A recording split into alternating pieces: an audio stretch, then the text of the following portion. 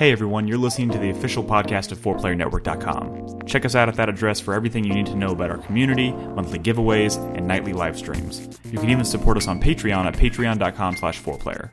And last but not least, you can catch the live recordings of these podcasts every single Thursday night on our Twitch channel. We hope to see you there. Enjoy.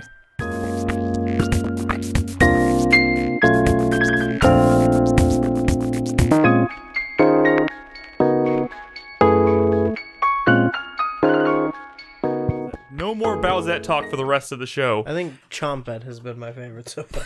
I don't know if I've seen that one. Well, that's going right out the window. Hey everyone, welcome to 4Player Podcast. This is episode 572. My name is Nick Henderson. I am joined by Brad Simons, Nolan Hedstrom, How's it going, everybody? and Christopher Guthridge. Yup. Welcome to our weekly video game discussion here at 4PlayerNetwork.com. We have a lot to talk about tonight. We're going to cover Valkyria Chronicles 4, The Gardens Between, right, Nolan? That's what it's called.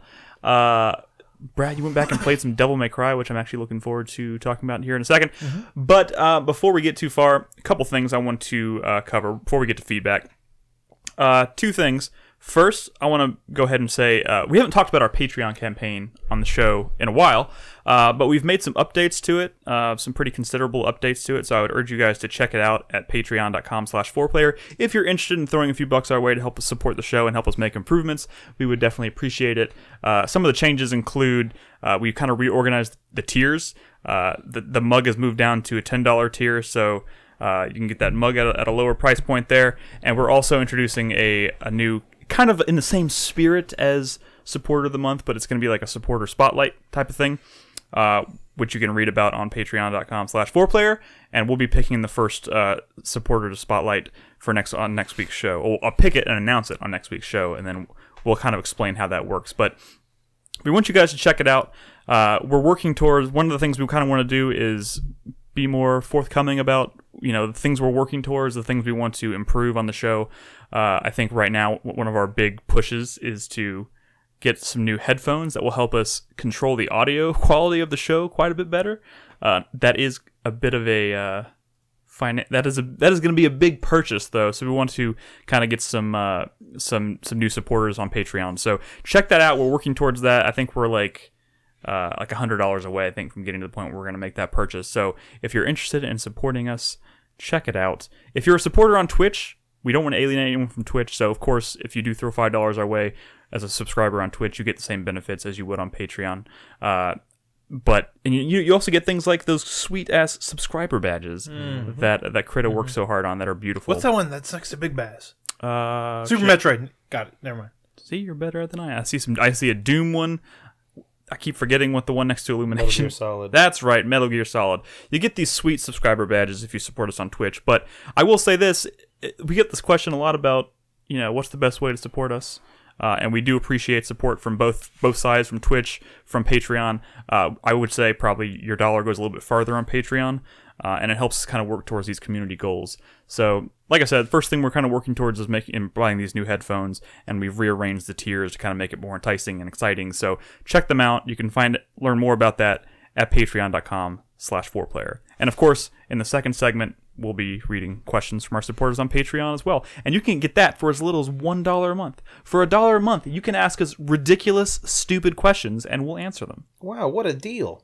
I mean, you can ask us smart, thought-provoking questions as well. Such as this. Hey, Nick. Oh, God, what are you doing? What band is on your T-shirt? That would be Miss May I, Brad. Cool. You may. Very cool.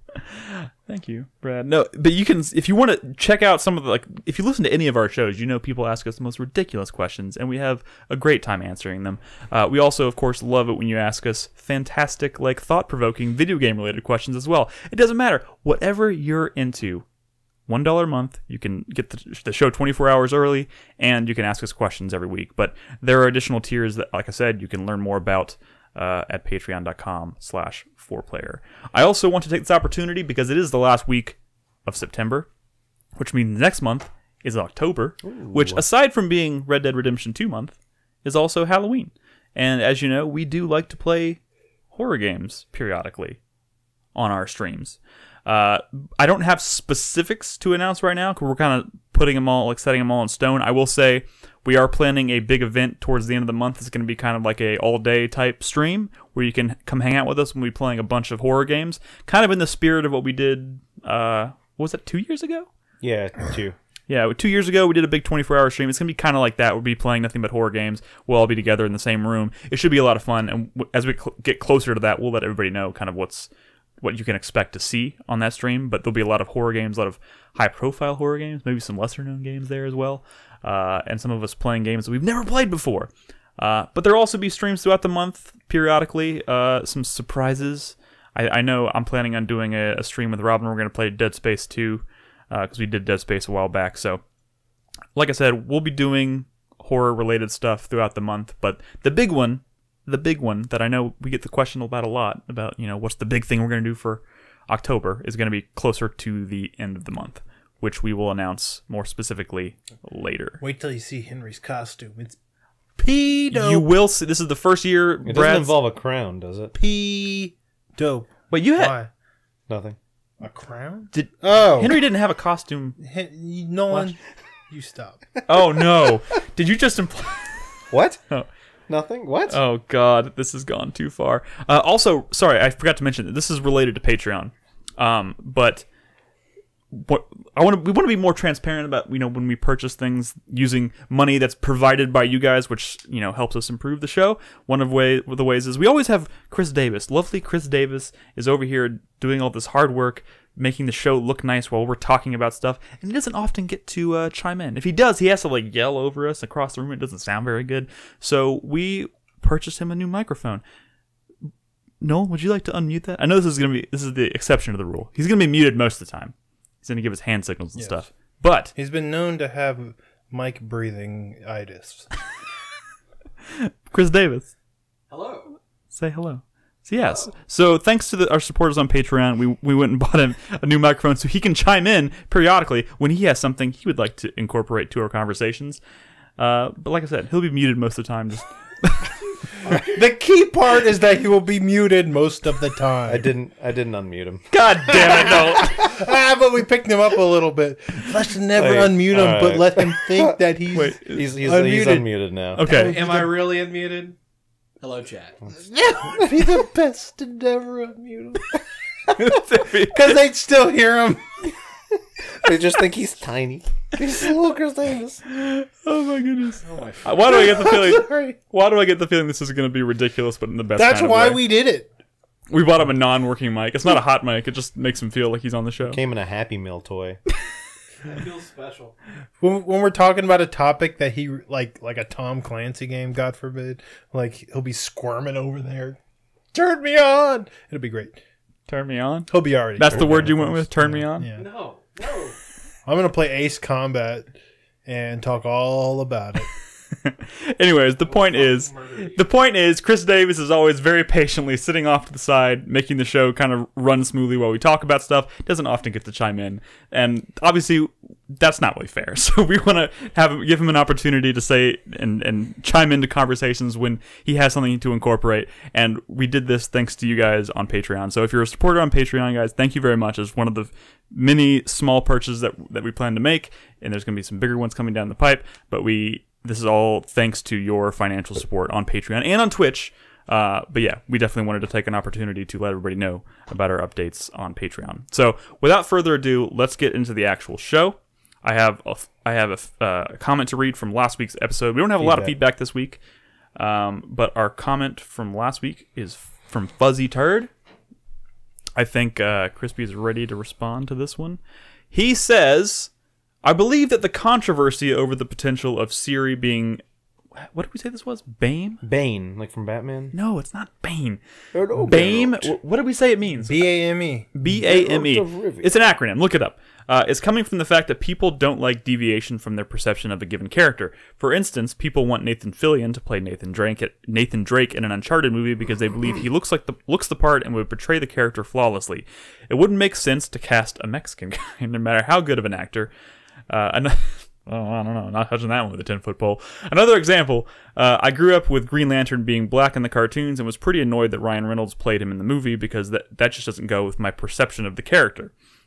No, Crispy's already gearing up. Crispy want to chime in on. Crispy's already gearing up. So completely changing up a character for the sake of pushing an agenda will annoy fans of the series no matter their political alignment. He put in parentheses, I am pretty liberal, by the way. However, death threats are quite ridiculous. Yes, they are. Okay, Crispy, retort. First of all, I don't understand why we're still chasing this question weeks on now. Why we're still talking about this. And the fact that it keeps coming up, I think, is telling. Part of the problem. Secondly, oh god, he's got that creepy laugh. the Justice League thing is just kind of funny because like the Green Lantern in the Justice League cartoons was Jon Stewart, who is a different character than the Green Lantern that Ryan Reynolds was playing, who is Hal Jordan, who is a white guy. Yeah. And Jon Stewart is a black guy. And Hal Jordan in the comics is a white guy as well, isn't he? So they're not even the same character. Yeah. Hal Jordan in the comics is a white guy. So they're not the same character, so that has nothing to do with anything. Here's to retort to that, Crispy, I will say, who the fuck cares? Who the fuck fucking cares? What agenda are they pushing?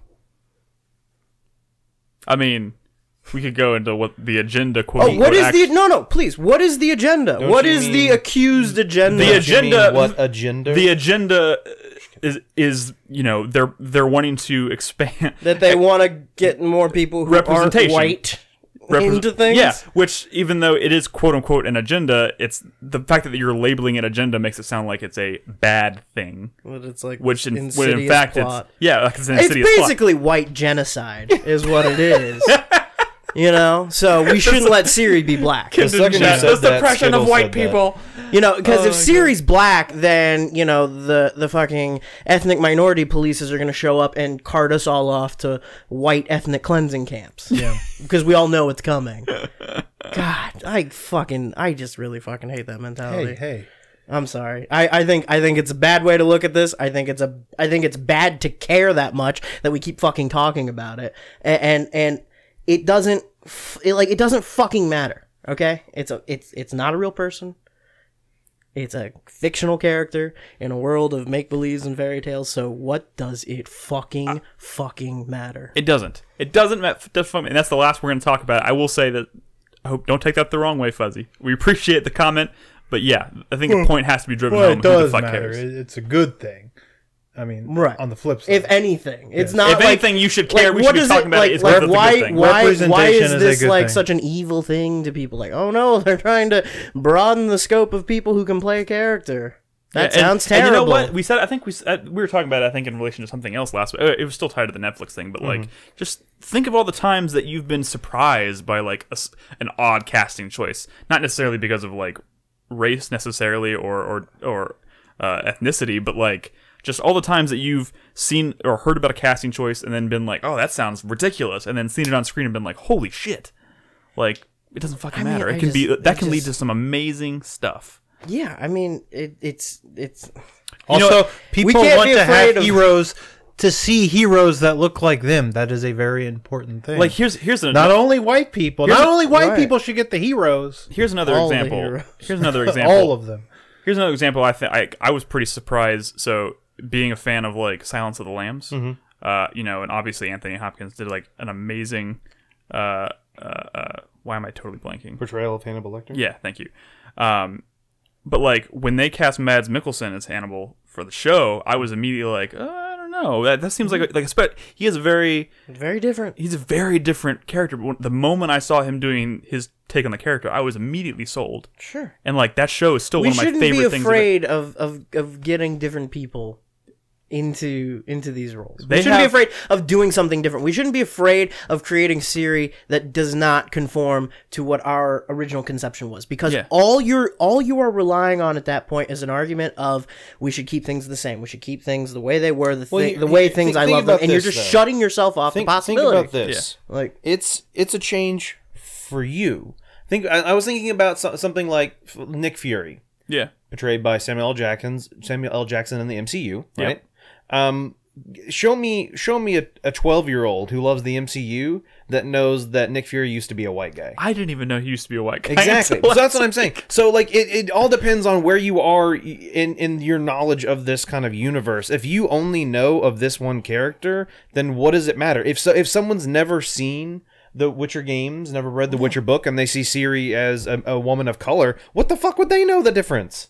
I like how what does it matter? That's true. It's a character. If the character is portrayed well, who cares? Yeah, I mean, you didn't know the difference that Green Lantern was originally a white guy. Yeah. Like, Kenton and Chaz, the most important thing they need to focus on with the Witcher Netflix show is, in my opinion, is pronouncing Dandelion's name correctly, or Dandelion. Fuck that Dandelion It's shit. not Dandelion. Anyways, he did leave a follow-up comment, which is maybe a less serious note. He says, also, thanks for the answers last week. I decided to try Grandia when it comes out. when was Nick Fury white? Okay, Chai. Oh, Dude, God. come on. Oh, my God. What? Let me finish this comment. He says, thanks for the answers last week. I decided to try Grandia when it comes out. Are there any games similar to Disgaea Afternoon of Darkness for 3DS? I actually really enjoyed that game on the PSP. I started Rune Factory 4, and it's an absolute blast. Thank you. For 3DS, so like a strategy RPG for the 3DS. What was the one I played a couple of years ago with the Advance Wars? No, well, Advance Wars is an on 3DS, Nick, I know, because I'm Nintendo sorry. doesn't care. I walked right into that one. No, the one with the ladies that sing. Okay, that helps. Gem and the holograms. That's it. That's it. The one with, like, a game with the Elite ladies Beat that Agents. sing? No, the, Elite Beat Agents, or the spin-off of Elite no, Beat it's a Agents. strategy Stella RPG. Glow? Stella Glow. Yeah, that one's pretty solid. Oh. I like that one. Stella Glow, I think, Yeah. is the recommendation you're going to get from Yeah, him. He yeah. also says he's going to try Grandia. That's cool. You were championing Definitely Grandia. That's classic. So anyways, thank you, Fuzzy Turd, for your comments from last week. If there's anything that you want to add to our conversations tonight after the episode, please head on over to 4playernetwork.com, drop us a comment on the post for this episode, and we will read it and react to it at the start of next week's show. Without further ado, let's... Oh, damn it. I was What? hoping for more ado. Sorry. I'm so sorry, Nolan. It's all right. Let's Adu's my talk favorite part. about video games. Okay. Nolan, I actually want to send it over to you first. Ooh. Before. Because you've been playing a game that we haven't actually talked about on the show before. It's true. Ed did bring it up briefly when we did his PAX, because he played a little bit of okay. PAX. So he kind of gave a brief introduction, but we covered so many games during that show, he didn't get to too much detail. So Sure. tell us about The Gardens Between. Right? I guess so. The Gardens Between... It's a hard game to describe. You played this in your stream I did this week, right? To its completion. It's an Oh. indie game. It's not super long, but has a really interesting mechanic to it, and this is what kind of makes it hard to describe. Picture, if you will, a diorama. If you're watching us live, of course you can watch the footage that's going to show up in a I will second. do my best to describe it with my words. Okay. A diorama. So a, In you that know, a case, I'm going to close 3D my eyes and not look at the a footage. 3D space that's almost cylindrical. Ah. The mechanics are very simple in that you can move your character left or right, but they don't necessarily move left when you move them left. When you press left on the analog stick, time goes backwards. So the character literally walks backwards. So all you can do is move time forwards and backwards. It's kind of like Super Hot, but but with the added thing, if you go backwards, time reverses. Imagine Not at all. Imagine a cylinder, and there's a path that goes Around in a counterclockwise motion up the cylinder. Yes. And every level, you start at the bottom, you have to get to the top somehow. When you move right, your character slowly goes up the cylinder until they encounter some obstacle. When you move back, something else happens. Throughout the level, you can find things you can interact with. For example, the main character can hold a little lantern. If that lantern, you can find these orbs, these glowing orbs, and that lantern can, pick it up. And that can be used to create a bridge that you can cross that maybe wasn't there before, or if there might be some smoke, and it can help you clear the smoke to get through. But the cool thing is there are other things in the world that move around independent of you when you move time back and forward. So in this example, in this puzzle, there's I can't get past this one section because Are the obstacles usually something like literally blocking your path? Or? sometimes it's something physically blocking you, or you're missing like a object I don't know you can pick up or something. So in this example, I had to move back and forth using this little block. It's a jumping block. It jumps around the level. I can't control it. It's just depending on where the time is, where I am, it will be in a different place. So I put the lantern on it when it's near me, and I move time forward, and it jumps forward, and it picks up that light bulb, that little bulb of light. Then I move time backwards, and that bulb of light's still with that jumping block, and then I can pick it up and then move forward. So, I mean... I really want to look. Look, yeah, Just you can look, look. open So your eye. the I level don't know just why you're ended, closing Brad, your but eyes. you can look at the next one. But this game gets so much more complex. Like, things start to change like crazy. To the point where there are certain objects you can interact with in the world that will only change time for certain objects. Like, for example, I'll come with a block, and when I interact with it, only time moves for certain objects. Does it not explicitly everything. tell you what those objects are, or do you No. just have to kind of like examine and see what's moving? It's a constant just trial and error, figuring out what does this do, what does this do, how can I interact with this. There's one point where these old jumping blocks, there was one level, there was like 8 of them, and they kept jumping behind the thing, and I had to figure out which one I needed to use. And there was fucking paint, they would jump through paint, but then some of them would jump through multiple paints, so their color would change multiple times, and it happens. And so it's this Is this whole a game that literally doesn't tell you anything? Correct. They're the only instruction everyone Good. like when it's teaching you a mechanic, like it'll pop up like, hey, press A to interact with this thing. Yeah. But that's it. And so it's all about there is a story to it. Every one of these little diorama things is actually a like kind of a manifestation of a story between these two characters. Yeah, so for people at home, there's a young boy and a young girl Correct. walking together, and that's who you're controlling as Yes. you walk up So this the girl cylinder. controls the lantern with the lights. The boy can interact with these little chimes that you can ring. Yeah. That will turn on and off those flowers that have the lights on them. There's flowers that have Gotcha. lights, and there's flowers that have like a dark light, and that dark light will consume the brighter light, which will like kind of cancel out your thing. So you need that for puzzles. And then he can also interact with those devices I was talking about that control time for certain objects. Yeah. Like there's one level, I don't know if I do it in this one in the footage, but there's one where when that boy's controlling that little pillar, a plug, you can control it's where it is in time, and I plugged it into a TV, which powered the TV, but also powered a remote, like a VCR. And so then when I went backwards in time, the boy had touched a controller as we were moving back, and certain objects, the time for them persists, which is a weird thing to think about. So say like as you're walking, the boy just touches it and then just keeps going. But if you stop the time as soon as he touches it, that thing will still continue to happen. So I stopped time when he was touching the rewind button on a remote, which rewound a VCR, like a VHS and a VCR, and then popped it out, creating a bridge for me to cross. There's all this stuff, and it's all about this like kind of just figuring out how this works. And as you can see at the end of the level, you see that this is actually the girl and her friend, they were playing in like a little kiddie pool under it. And so there's actually a story to the entire game that you kind of play out through these dioramas. It almost made me think of like I kept having memories of The Last Day of June. Kind of like Aesthetically, it looks kind of similar. Yeah. To not with the creepy like beady eyes. But Oh, like, yeah. it's very colorful and yeah, it's very colorful. The music's really good too. It's very calm. Looks chill as hell. Yeah, no, it is. And like I said, it's not an extremely long game. This is one of the ones I was talking about. That you see this little device that the boy is going to walk up to, and when I interact with it, it only controls time for certain things in the world. So in this case, this little Jenga block, I can control where it is in time by like spinning forward and backwards. So it was in my way, and I was able to reverse time just for it. Can you make it fall on them? No, unfortunately you can't. I but know yeah, it's 0 kinda- out of 10. I know it's kind of cruel, but I look at these levels and I really just want to roll them the fuck up with a Katamari ball. I can see it. But yeah, and so like I said, these are like the first couple of levels. I started with like the second level in my footage. The later ones get so much more complex. Did this have enough content to like fill out your entire stream? Or did you Not the finish- whole stream, maybe 2.5 hours, maybe something like Gotcha. that. Not extremely long. Just a kind of a bite-sized little indie game.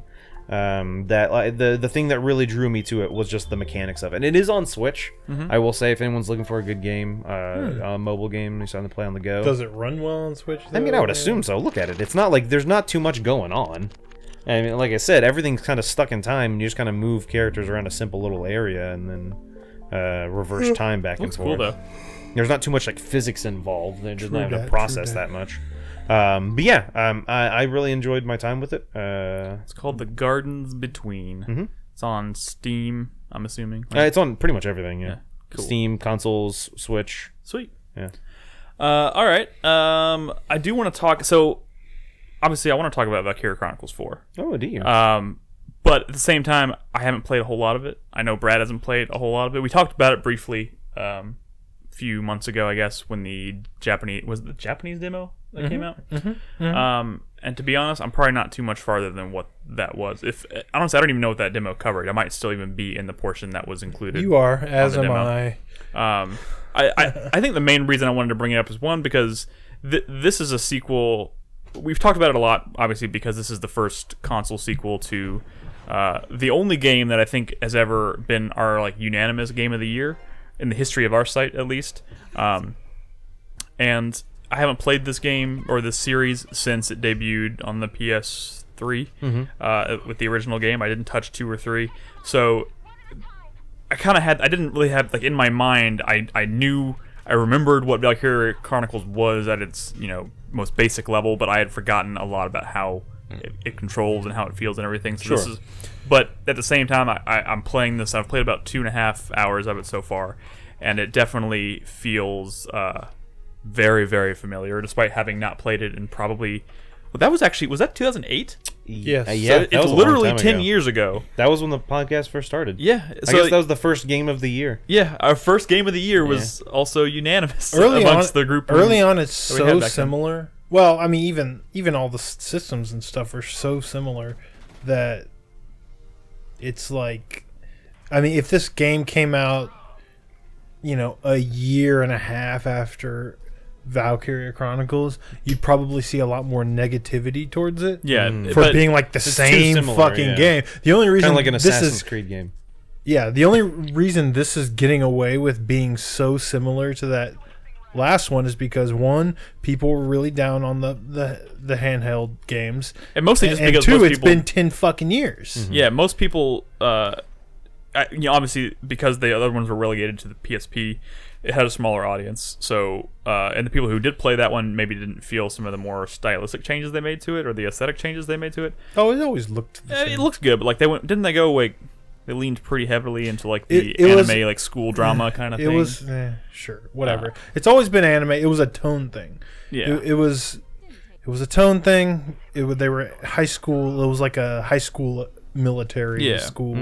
Like a, This one feels way more in line with the original. Like, I mean, none of it was all that different, but yeah, this Yeah. actually takes place the same timeline as that first game. Yeah.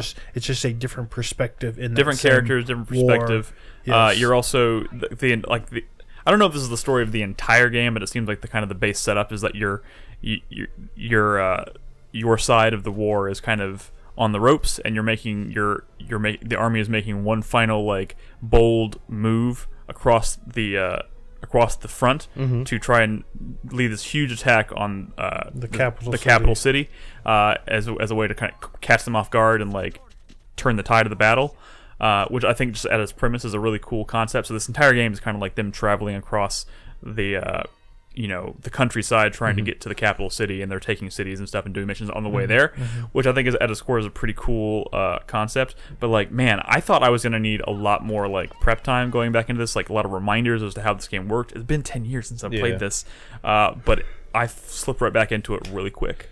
But you know what? Game still feels fucking great.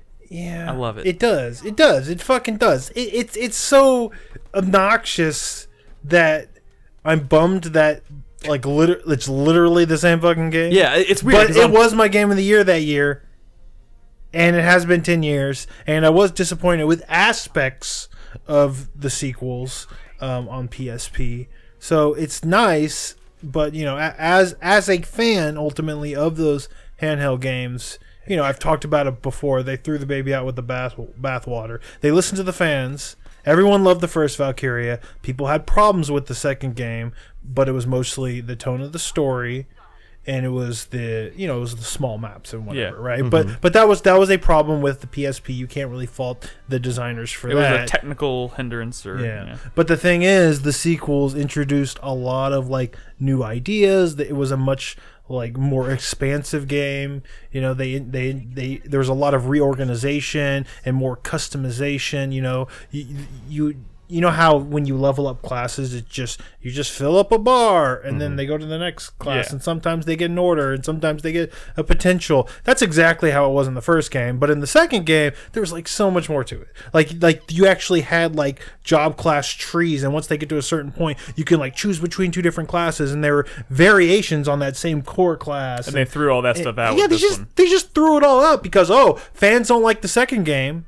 So let's just throw out every advancement we made, and that's so frustrating because it was just the fucking tone. It was just the fucking tone. That's the only thing platform. they wanted change. Well, yeah, but the platform. I mean, I'm saying that kept it from being like super successful. Like, yeah, it was the tone. But I mean, it and scored. platform. It's like critics really liked it. Yeah, I mean, it scored just as well as this game, if not better, actually. And it's just, so. It's that thing. It really bothers me. No, it does. And it'll.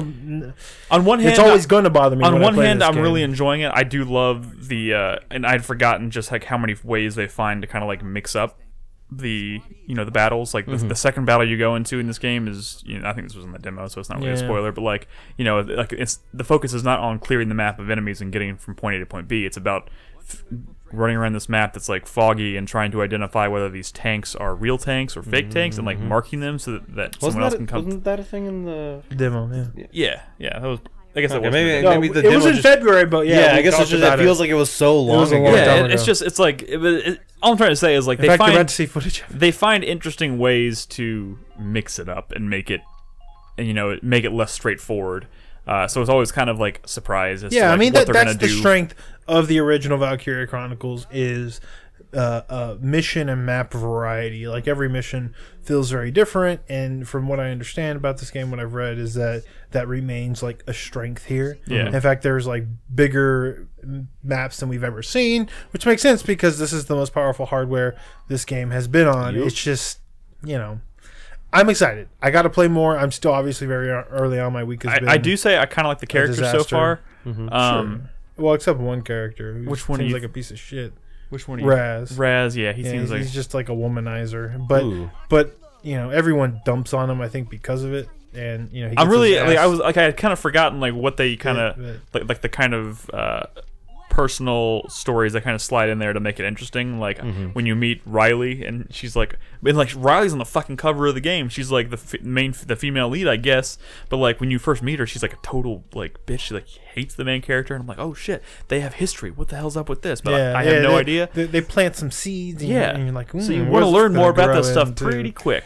Yeah. So yeah, I don't know. So far so good. I'm gonna keep playing it. I'll probably have more to say about it next week or the week after once I have time to dig into it more. And I know Crispy's planning on playing it too, right? Yep, I just picked it up today. Sweet. On the PS4, right? Yeah. Because this is also on Steam and Switch. That's cool. I that wanna it's fucking play it, but I have so it many other launched games. on all these systems at the same time. That's Wouldn't it really be nice if someone like It'd be nice if Dragon Quest was on the fucking Switch. oh yeah Speaking of, I was gonna say it'd be nice if someone like oh my god, words. Words. Who makes GTA? Rockstar. Rockstar. I was like Rocksteady. No. Wouldn't it be nice if Rockstar released their games simultaneously on PC and consoles? Yeah. Yeah, Well, I'm maybe sure they'll that would be never great for release some Red Dead people. on PC, or did they say they would? They didn't say that. They didn't do the last one. What if they just keep it up just as Well, it's because the last one was a clusterfuck. PC gamers hate cowboys. I do know. I don't know how much more you Nick? wanted to say about Dragon Quest. I wanted to briefly mention talk that about it. I have stuff I to started say. it. Yeah, how far did you get? I'm only like an hour and a half in. I literally had one So, night to like play the it. intro, basically. Basically, I just kind of left the town and. How do you like playing as Android 17? I guess that does. Yeah, I guess he does look like He Android looks 17. exactly Also, the like first thing I Android did is I 17. changed the outfit, not knowing that it was gonna make me look like the character from Dragon Quest 8. Oh yeah. And I was like, that was a bad outfit. That was weird. Yeah. But yeah, I started that. I obviously I don't have too much I can say about it at this point. I do think it's pretty delightful. And one thing I had forgotten, I just like the music in this game Oh, it's really good. a lot. So, And it's gorgeous. speaking of the music is actually one of the things that most critics kind of bashed. Really? Yeah, Really? because it's because it's all MIDI, Oh, which yeah. is like super fucking dated. Yeah. Instead of like using an orchestral thing, and people hate the composer for various reasons. He's a war crime denier, and Don't ruin this. homophobe. Oh. But Oh, Jesus. yeah, Wait, war crimes denied? yeah. Which specifically? Yeah. Listen, we don't have to get into that. He's a piece of shit. That doesn't matter. But I'm looking there's this like up. this fully orchestral soundtrack for this game. Yeah. But it's not in the It's game. not in the game You gotta itself. buy that soundtrack, That's dumb. and then they only use the MIDI for the game. And it might not bother you yet, but I hear like they use one town theme through the entire game. After a while, it starts to grind on your brain. It was and more I of hear just- it's a good idea. Maybe It was to turn more it down of a little just bit. a kind of like a nostalgia thing because I really like. Oh no, music this in game Dragon is like Quest chock 8. full of nostalgia. Yeah, but like Dragon Quest 8 in particular, like I always get like really just happy feelings when I hear the music from Dragon Quest 8, and this kind of obviously strikes the same chord. So, which like everything in this game reminds One me of of Dragon the Quest 8. cool So. things, though, that the mod community has done is they've released a mod that replaces all of the tracks in the game with the orchestral versions of those tracks. Really, on PC? Yeah, Obviously? on PC. Yeah. I guess I'm downloading Yeah, that. download that because and someone pointed out like the scene at the very. I also started it up a little bit. That scene at the beginning where the woman is running away with a baby. Yeah. It sounds kind of like circus music. A little bit. But then when you listen to the orchestral version, you're like, oh, Like it this actually, is what the music is supposed to. like sound it actually changes the tone of the Yeah, yeah. So, Nick, I will say, this footage is kind of older footage, but I will say that don't make my mistake. Do a couple of things differently.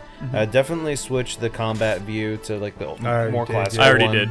And You get like then- cinematic attacks and yeah, stuff. exactly. And then when you get Eric, I mean, you have Eric, I assume already, if you're Yes. the Super Saiyan guy. Oh, actually, no, I don't. Okay, well, as soon as you get him and you can start, messing with his character builds, be sure to get his ability on the upper left of his character thing. It's like one of the first ones, but it gives him the ability to steal things. I did not get that until like 10 hours into the game just because I was a doof. Yeah. I missed so many opportunities to steal shit. What can from- you steal? Just lots of little like crafting items. You'll get weapons from some enemies and stuff like that. There's a pep ability that you unlock as soon as you unlock that steal, and it's with the MC and Eric, and it's called, I forget what it's called. It's like something kill or whatever. And if you use that on an enemy, it's like almost 100% chance that you'll get a rare drop from them instead of like a steal. And so I've gotten some pretty good stuff, and it just sucks that I just completely forgot it. Someone had mentioned to me, but I forgot. And I didn't do it early on, and so now I'm going back to earlier areas trying to steal things, but then like you can't, and like in most games you can't steal things when the enemy's at full health. You kind of weaken them a bit, but then like most time I'm like one-hitting enemies now, so it's like, god damn it, like One thing I'm a little I'm not sure if this is, I'm not very far, so I don't know if this is the way it works all the time, but it seems to me like if you swapping out pieces of equipment, if you have like a shirt or body piece, and then you have like a headpiece or whatever, they have like things that go together, like pairs. Correct. But if you don't put them with, like, you can't mix and match them. So, you can, but like, it doesn't change his look unless you have them matching. only certain outfits will change their appearance, not Yeah. all. Only Gotcha. certain ones. Okay, maybe that's what I'm picking up on here. Then. And then yeah, certain ones have to be like in a pair to actually change their Yeah. appearance. Not all items change. No, it's not like Xenoblade Chronicles X, where you have like fashion wear or anything Yeah. like that. It's just certain items, you put them on and they will change the character, and certain won't. It's kind of weird because like the game has like a lot of detail in it. Like the world is large and it has lots of stuff in it, and it just seems kind of strange to me that like they flesh out so many parts of the game. And I then, can like, tell you why. why. It's the fucking Akira Toriyama and his whole fucking company, man. They don't want you fucking with his designs with random bullshit like like shirts and pants. They gotta look like Dragon Ball characters. Well, they can make a bunch of outfits that look like Dragon But Ball. I feel like characters. the characters themselves will make them look like Dragon But Ball like characters. Dragon Ball Xenoverse, like those were big games and they were built around customizing the way your character looked. You got a good They're point. they're You got a very good true. point. I will say that I just got a bunny outfit for Jade. I've seen Is that. Jade Think the of, Seen that up. think of like Bulma from like Dragon, like that. More little, like Jadette, am I right? Ooh, No, no. yeah. You guys are gross. But yeah, I'm a decent way into the game. I'm maybe around I don't know, like 18 hours now. Oh, so you're like 10%? Yeah, maybe. But Chugging along. it's still pretty good. I just kind of got to, and I don't say a big turning point, but some stuff has kind of changed in the story and stuff. Getting to some new areas. You get a ship that lets you sail around and stuff later on. Nolan, What's up, Brad? I've seen a lot of people say that they're having a really good time with this game. Okay. And that's the terminology they're using. Why are they I'm having a lying? really good time with this game. So I am not hearing anybody saying, this is like the best Okay. JRPG I've ever played. Okay, so Comfort here's the thing, But Brad. does it Let's have to talk be? about that. Let's talk No, about I mean, that, Brad. I just want him to sell me on it. So it is not the best JRPG I've ever played. I'm not going to lie and say it is. I will say that the character designs are delightful. So anytime Yeah. I go into combat, I'm never like disappointed by like, oh, what is Sure. this doofy looking Sure, thing? sure, I like the simplicity of the combat. I find this game very easy to like. I don't want to say grind, but if maybe I'm looking for a certain particular thing, like oh maybe I know this one enemy drops this item or something, and I'm trying to get it. The tactics like makes it very easy to multitask while you're playing. You got like So- auto battle and stuff. Yeah, too, the auto. right? That's you tell people to like fight wisely or do That's this a or do weird that. thing. Like when I'm running around the world and I accidentally hit the options or start button Oh, or and it whatever, starts, like, and running? it's like it's an auto run button. I was like, Yeah, that's a weird it thing is to map to a weird. button. It's also if you use the sprint button, Nick, Yeah. you don't have to use the analog stick. If you just hold it, they'll just sprint in whatever That's direction they're weird. facing. Yeah, it is weird. How about this? It's not the best JRPG I've ever played, but it's the best Dragon Quest game I've ever played. I've You haven't only played ever them. played like 3 Yeah, I've hours only of played Dragon this in Quest 8. before. And I feel like I'm already kind of more hooked into this than I was 8. I like the some of the side quests I've been getting are fairly simple. They're kind of fetchy, but it's more of a hey, go here and kill this enemy with this pep power. Kind of stuff, so slightly more complicated. I'm like I said, I'm not gonna lie and say it's the best RPG I've ever played. It's definitely not. But think I'm it gonna- is extremely enjoyable. Some of the story beats have been fairly interesting. The town where I met Jade and Rab, the old guy and the nice lady. That whole town had a really interesting story arc. Actually, Ed was just doing it last night on his stream. I popped in for a while, so that was kind of cool. There's like it's like a tournament style thing, like almost. And the fucking announcer looks like the announcer from like the Dragon Ball Z like Budokai like tournament things. I'm looking at this, and you know, I don't really mean to like insult this or whatever, but like people do kind of actively insult like a Tales of game, and honestly, you know, the combat system is very different, obviously, but you know, the way you kind of explore the world, and it's very kind of story driven. Like it doesn't even seem all that different from something like a Tales of game. Like what makes Dragon Quest like a all time I think what Gaberson, JRPG series? what Gaberson said in chat is probably pretty accurate. Yeah, It's it just is. like the best comfort food of Yeah, JRPGs. but, Like, yeah, it but really is Tales of is food. comfort food to me. Well, yeah, I mean, but like comfort food can mean any number of things to different people. I think just this It's comfort one, food. Oh, okay. I just think as far as like Dragon Quest and comfort food goes, I feel like this style of comfort food is maybe applies to the broader audience. I think when people think of JRPGs, this is the kind of thing that they You say that, default but go-to. if you think about like a fucking 18-year-old, right? Born in 2000. Jesus. Okay. Maybe even older than that. Let's go. You know, a little bit older than that. Let's say. You know, it's very reasonable that their first JRPG would be like something like Final Fantasy X. And if you look at like all the Final Fantasy since then, it's been like fucking all over the place. You know, so like this wouldn't be like any sort of defining. I think we've gotten comfort food. This goes back to like where JRPGs began. And that's a long fucking time. Yeah, ago. I don't think Final Fantasy even qualifies as comfort food anymore.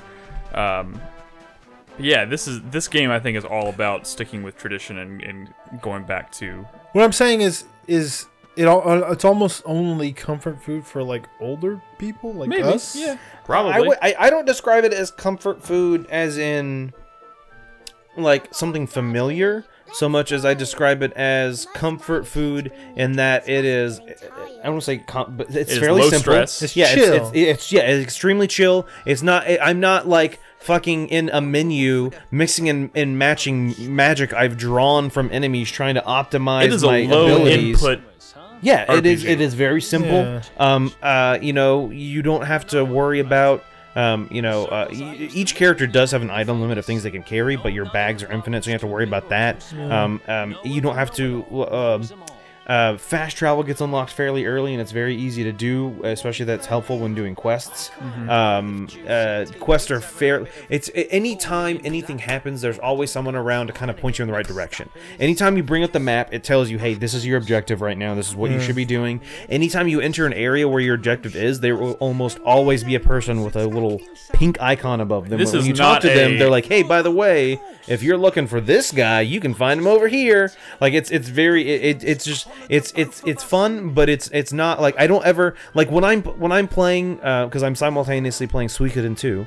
I'll often find myself being like, what the fuck am I supposed to be doing? Yeah. Where do I go? Which, Like, you know, what? granted, Like- that's how it was in the older Dragon I Quest understand. games I understand. as well. Yeah. But that's what I'm saying is I find it's just a lot. It's a lot more chill, a lot more lax. Like I said, I've been I haven't watched a lot of TV shows lately, and I've been able to find myself watching a TV show, and I'll play this, and if like a cutscene or That's why I something, want this to come to Switch. something big happens, I'll pause the show and pay attention to the game. Yeah. But then when I'm just like here, right here, when I'm just like doing stuff in the world, or maybe multitasking. like there's a casino you go to later on where there's some special items you have to get. Like when I'm fucking just rolling the slots, I can do something else. It does like that you can't auto, like you have to do it each time when you're doing the slots. or whatever. It almost feels like this was designed in such a way that like to serve. It's comfort food for older people, but it's also kind of like because those older people now have kids and they're wanting to introduce games and maybe this genre of game to their kids. This seems like the perfect like kind of game to introduce to a younger person who.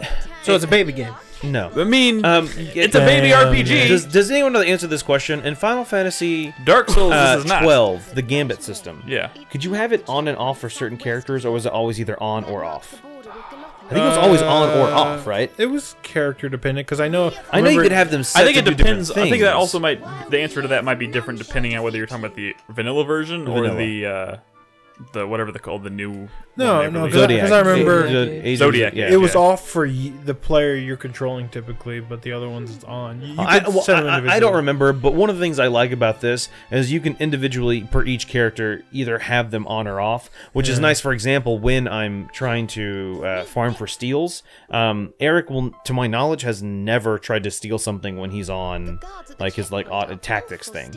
So I'll have every other character on, like, hey, just fight, do whatever, and whenever it gets to Eric, then I'll take over. Yeah. So I like that you can. There's been certain times in certain battles. This game literally has autopilot. Yeah, well, no, but there's certain times in certain battles. Well, maybe I have two characters. I want to exactly control what they do. The other two, I honestly don't care what they do. Yeah. So it's I'll let them kind of do whatever. It's just less input for me, less time and Have thought. you run into any tough bosses? Because that's one thing about Dragon Quest is sometimes I've run run into, like, a boss that just one- whoops your one ass. tough boss, and the weird thing was I don't remember what level I was. I was watching Ed play it last night, and that boss is a little bit easier for him, but it's like a spider style boss. And he will do an attack that pretty much almost webs every one of your characters, so they're stuck in a web and they can't move. And then he'll do like a fucking missile attack that hits every character. Dude, it sounds like the boss I fought in the demo for at E3. What's the in what game? 2D side-scrolling game that looks beautiful that we keep talking about? That's a lot of games. Oh I god, didn't go to. 2D side scrolling looks beautiful. Crispy, you were there. A little what's the more. 2D keep side-scrolling game? describing it. Limbo? One of the last games we played at E3. 2D side-scroller, really beautiful art style. We played it right before we played that really jank-ass game. Oh god, They were all jank ass. Was it a Western game? no. No, I that's the mean, thing. look, oh, you mean like Made in the West? No, like I what don't is the think style this of the matters. game? Yeah, really? made in Fantasy. the West. Fantasy? There was a spider boss in it that was whooping Wait, our are you ass. talking about the one about the girl Yeah. who like? Come on. Oh, what does she do? God She damn it. drums or something? What was Spider-Man? I don't even remember what the No, conversation was no. here. This, Drums? we're not gonna guess this. We're not gonna guess this. This was like kind of a small game. It's being This was published in- by 505. Yeah, it was a 505 game. It was. Oh, Wait. Indivisible? Yeah, Indivisible. Indivisible. Thank That's you. what it was. Oh my God. Yeah. Yes, there was a spider boss in that game that did the Jesus. exact same fucking. I'm sorry, that was a very roundabout way of getting to that That's point, not. but That game's been in development for years. I That's know. that's like 2.5. Wait, what about Indivisible? it has a fucking He's spider a boss spider that uses boss that that exact same webs stupid up annoying enemies. tactic. Oh, Web okay. all your fucking players and but- then hit them with like a giant Yeah. Yeah. party and But anyway, so yes, Brad, I will Attack. say that there's been a couple of bosses that have been giving me trouble. That's good. Honestly, there's been an odd occasion where I come across just random mobs that are pretty difficult. But that almost kind of tells me, hey, maybe I should be leveling up a bit. But the nice thing I find in this game compared to other JRPGs is I don't feel the need to... What's the best way to describe it? Like hoard things. I like that you have spells, and everyone has spells and abilities. You have both. And the abilities generally take maybe a little less magic, and they're kind of different style of stuff. And so I find myself more often using those spells and abilities. It's also because that even though your MP does drain fairly quickly, anytime you level up, you get it back. Camps are fairly frequent, so you can. And so I think in other games, I tend to like, oh god, I might need 100 magic points soon. Yeah, that sort of MP meta. Yeah, but I sort of feel like in drives this, the game. it's the opposite. I don't mind spending my stuff whenever, wherever. because you know you'll be able to replenish it Yeah. whenever you want. Last thing I want to say before we move on, personally, is I don't usually bring up voice acting in games, but I'm actually really digging the voice acting so far. I know you I brought wish it wasn't the like a accents, British accent for everybody, but I mean, whatever. but like the quality, but they're, No, they're, it's they're high, pretty it's good, convincing. it's They're good pretty quality. Yeah, they pretty do sound quality voice good. acting. Yeah. Do you think Nolan's this is- hatred of the British is famous. Them and their goddamn tea. Do you think this is the kind of game? Have you come across any like side quests that are like genuinely interesting to the point? Like I'm feeling like maybe I want to play this, but I kind of feel like maybe I kind of want to just mainline this, just so I can kind of see the story. And So then, what I would say is find any side quest you can, and it always tells you the reward. yeah, And if you think the reward is worth it, go for it. gotcha. 'Cause, Often like, the 1st one I did was like get this feather off the top of this house, and I was like, Oh, that's yeah. boring. There's No. there's definitely it's like fuck you. There's no. definitely a lot of kind of just whatever side quests. So I would say if you look at the reward and it's like an item that is probably not even as good as what you currently have, you can maybe just blow it off. Gotcha. There are some that you get the spell book so you can craft things. I would definitely get those. Definitely get anything that's like maybe like a unique item or something like that. But yeah, so far at least I have not come across any side quest that's been like blowing your skirt up. yeah, like I haven't found any that have been like, oh, like they're all very quick side quests. They're all very go here, do this one thing, do this other thing, and turn it in. They're not. I haven't found a side quest that's like an expansive one that's Yeah. like covers multiple like continents or whatever in the game or anything Gotcha. like that. School says there are some small story things that are interesting, but I gotta be honest with not you. very. Kind of want to wait for that Switch version That's fine. because this seems like a game. You know, I don't mean to be offensive, but like I want a real ass fucking video game for my Switch, and I feel like everything on my Switch from this year has been like a fucking Metroidvania. You know, Which Yeah, I is feel a ya. real video game. No, I know, but feel like, you, but bro. like they've been indie games. You want a And- AAA. I want like a big budget game, and I know Valkyria just came out, but I got that on PS4 because I feel a little weird. You know, we've been wanting it to come back to consoles for so long to get the handheld one that's slightly lesser. Just seems so wrong. Seemed gross. But Dragon Quest, which again, I guess it's been a while since it's been on consoles, but I don't have as much of a fondness for. It seems like it'd be perfect for the Switch because I you do think a it'd lot. be You do a good. lot of grinding. While Yeah. Valkyria is like, it is a tactics game. You know, you need to be paying attention. That's true. That's also, Is it so good that I need to play it this year because fucking Chris Davis emails about Game of the Year? I would say no. probably not. I would say it'd be okay to wait. I mean, I'm gonna keep playing it just because hey, I started it and I'm like 20 hours Yeah, in. yeah. It seems delightful. And I have been And having it's fun. fucking pretty and polished. Oh, and I yeah. think ultimately that's the one reliable thing about Dragon Quest. It's always going to be pretty and it's always going to be polished. Yeah. And, It's that, polished as hell. fucking helps, man. This game looks fucking good. All right, we need to move on from Dragon Quest. Brad, we have one more game we want to talk about during this segment. I have one too, You do? but mine was just like a quick. I think when we come back from the break, because I have one that I want to quickly wrap Okay, up cool. to. So let's just get one more out of the way. When Brad here for this segment, Hey, what's up, Nick? you did something that I've been wanting to do for a while. I started a Devil May Cry series playthrough Ooh. on my stream last Are you gonna Friday. stick to that series playthrough? Well, so You're gonna do the I Capcom series run, bros. Yeah, but I feel like I need to play Valkyria tomorrow. Yeah. So if I play Devil May Cry, it's only gonna be a little bit. But I mean, are you planning to continue to play like all of them before Devil May Cry 5 or something? Or Yeah. I mean, All right, there's some speed bumps in this series. yeah, You know, 2. like 2. Wait, And this is 2. And I, Wait, no, no, this is 1. Jesus Christ, Nick. Oh my this god. is not 2. Okay, no, real quick. Okay. Which version are you playing? This is the HD collection. Okay, cool. Yeah. That's what I got. The fucking. It's been so long since I've seen this first. So game yeah, back. 2 might be like a speed bump, and I don't know if I really want to replay DMC necessarily because that's the most recent one I played. Yeah, I guess that's kinda how it's I mostly feel about because 7. 5 is more of the old style. Maybe I don't need to play DMC, but I might play DMC. But this is been a crazy year for video game That's releases. kind of why I'm like really enjoying my Resident Evil series run. Is I'm really looking forward to playing kind of the odd ones Yeah. before the return. Yeah, to, maybe I'll play them all.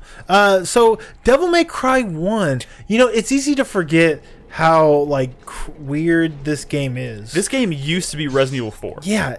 So That's fucking crazy. So That is crazy. So Kamiya, he directed, Resident Evil 2, right? And after he did Resident Evil 2, he started work on what was supposed to be Resident Evil 4, but he was doing so many crazy things with like I was like, fuck this.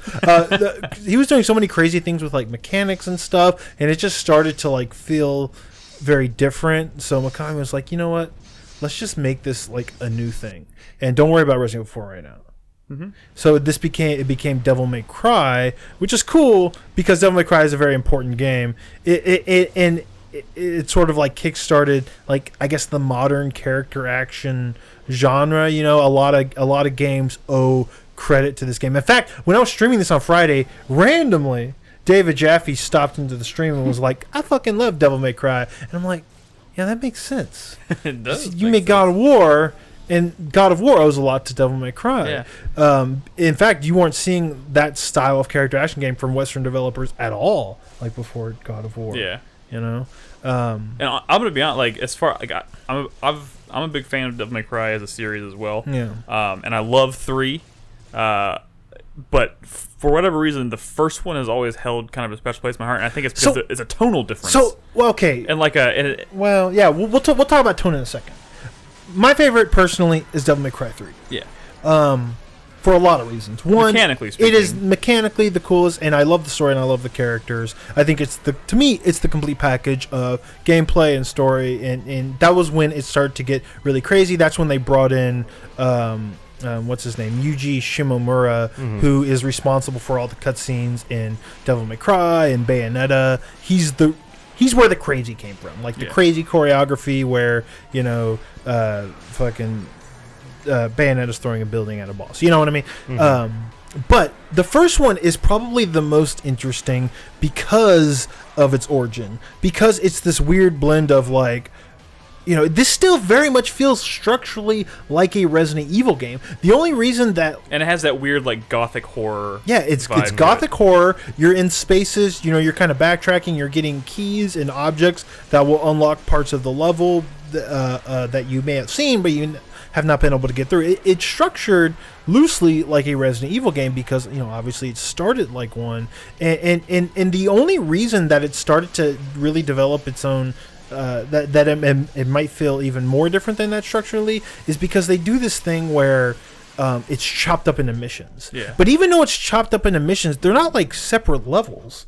It's just at random times, you'll go through a door and it'll just say mission complete. And like Kamiya is the reason that like Platinum does all that shit. In fact, it's the reason that even modern Resident Evil started doing that stuff with Resident Evil 4.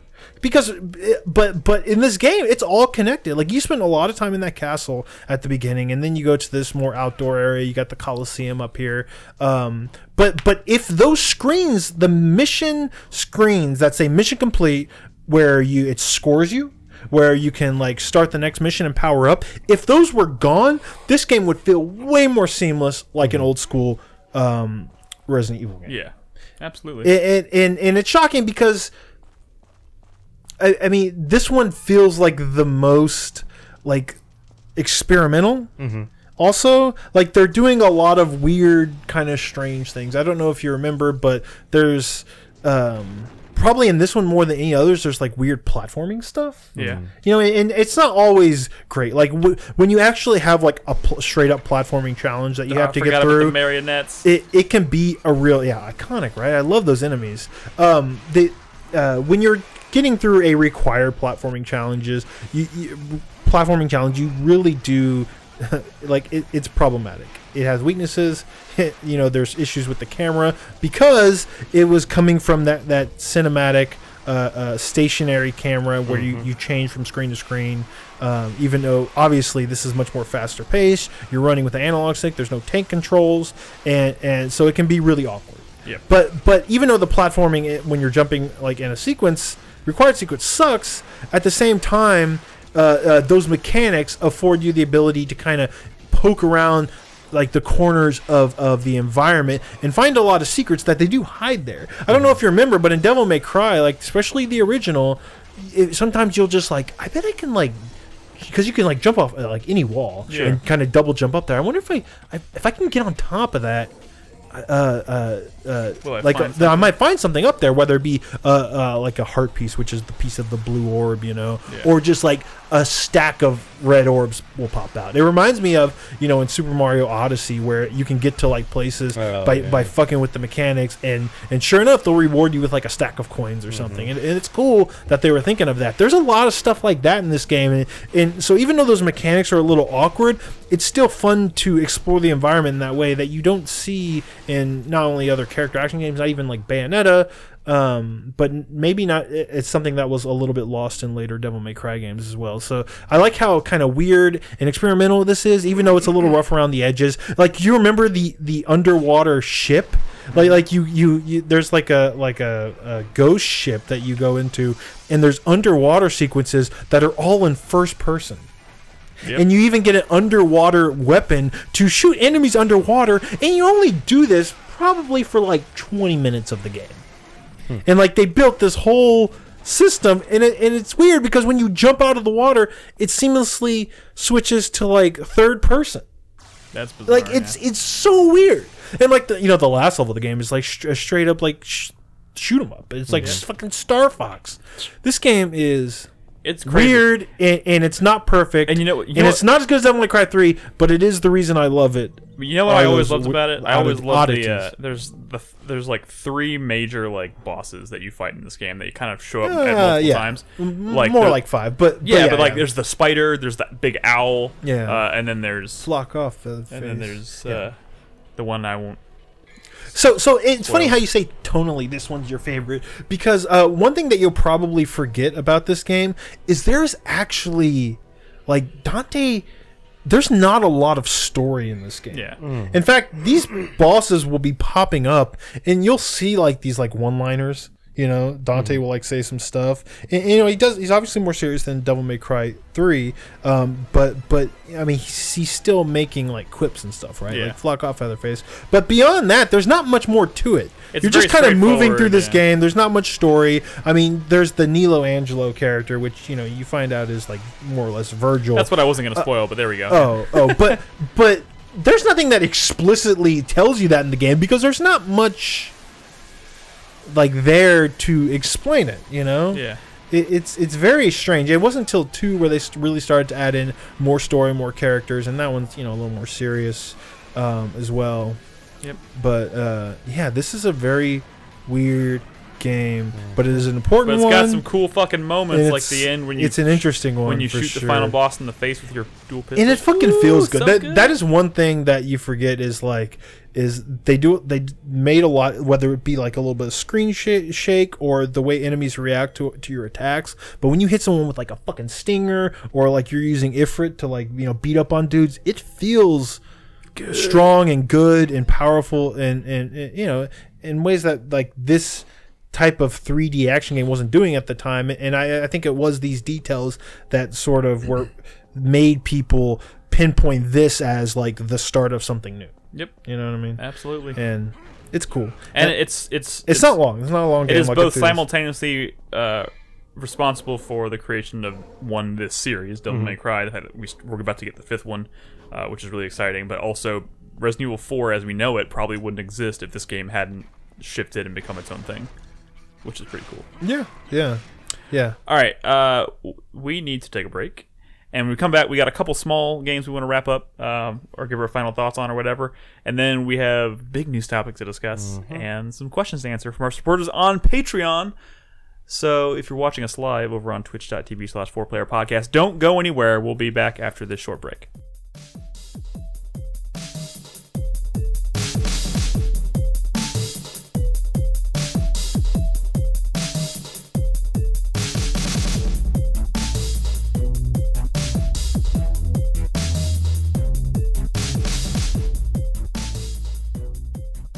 Welcome back to the show, everybody. We still got a couple games we want to talk about before we get to news. Before we get to that terribly sad news, let's talk Nolan. What up, Nick? I'm gonna check in with you. There's a game that you've talked about briefly, but you have an update for us. What's going on there? Yeah, Frostpunk. I was playing the DLC, Fall of Winterhome. Yep. If y'all recall, last time on the stream, I was having some difficulties. There's a lot of... It's very challenging. Yeah. And so finally, I finished it. The part where I had failed originally, I was like right there fucking like... I needed 50% hope, and I was at like 48%. Yeah. And I lost. Finally got there. I was at like 70%. I'm like, yes, I beat this DLC. Nope. That was 9 days in. Now there's the next 15 days until my next target. Oh, so fuck shit. myself. Like, I'm nowhere even close to the end. Like, this is a huge fucking expansion. This is not like Free a expansion. Yeah, it's free. This is not like I think one of the scenarios was pretty short. This one is like longer than like maybe not longer than the main one. The main one's like 45 days, but I don't even know. Like this one, this is at least 20 something, and I'm not even done with it yet. And it just gets more challenging. It's like, oh, now all of a sudden I got to build like a research base, and I got to build like a fucking train that can send groups of people to this dreadnought. And like the crazy thing is, it gets to this point where you have to you have a choice. You know, all hope is almost lost, and the people are like looking to you, and they say, "Hey, is this plan gonna work?" And you can tell them, "I don't know," or you can lie to them and say, "I have 100% certainty this plan's gonna work." If you lie, if you tell the truth, hope drops like a shit ton. If you lie, hope goes up a lot. But I don't fucking know if it's gonna. And I lied to him. But what happens? I fucking lied. What happens when it fails? We'll find out. Sometimes being a good leader means knowing when to lie. That's true. So I fucking straight up lied, and I was like, I promise you this plan's I want you to work. come back next week. If that plan fails, I want to know exactly what happened. And I have 15 days to get all of my people onto a train into this dreadnought, like a big ship. That's like how we got to where we are. Yeah. So at first I have to send a bunch of engineers there and fix it, and I have to have this train that goes back and And forth. once you get on the ship, you're going to like Hawaii or something. I don't know. I don't know. I don't know if we can get the ship to work. It's Like- Snowpiercer world, so Pretty much. Yeah. probably Hawaii's not. Yeah. Not great either. So I don't know. Yeah, I'll definitely keep playing that. Hopefully, and not like dying. But yeah, dude. If no one out there has played Frostpunk, like please give it a shot. It looks cool. No. It's It so looks way fucking too good. stressful for me, but It's it looks cool. extremely stressful, but in like a good way. It's only stressful if you like care if people live or die. That's true. Or if you like so. I have a heart, Crispy. I will say before we move on, why is Crispy not talking about the Messenger? He's played a bunch of it. There's a button for it. He's Oh, planned I on want it. to. Oh, Oh, well, sorry, I just didn't. It wasn't. It wasn't Nick on the- was about to forget you. Well, Yeah, that's I know because he was. I was This is waiting why for it. we have a dock, guys. I put Yeah, it he on the put it dock. dock. You just don't check it after 11 a.m. That's because I make them at noon, guys. God, I know. I hate you. I guys. know. Tell us about the message. Hey, Crispy, I what know. have you Our been playing? schedules are incompatible. What have you been playing, Crispy? I have been playing about 8 hours of The Messenger. Sweet. Yeah. Hey, that game's really good. What are you playing it on? PC? Steam. Steaming it up. Steaming I bought it up? it during a stream. Oh shit! What the fuck? What was that? What was He that? didn't. Where?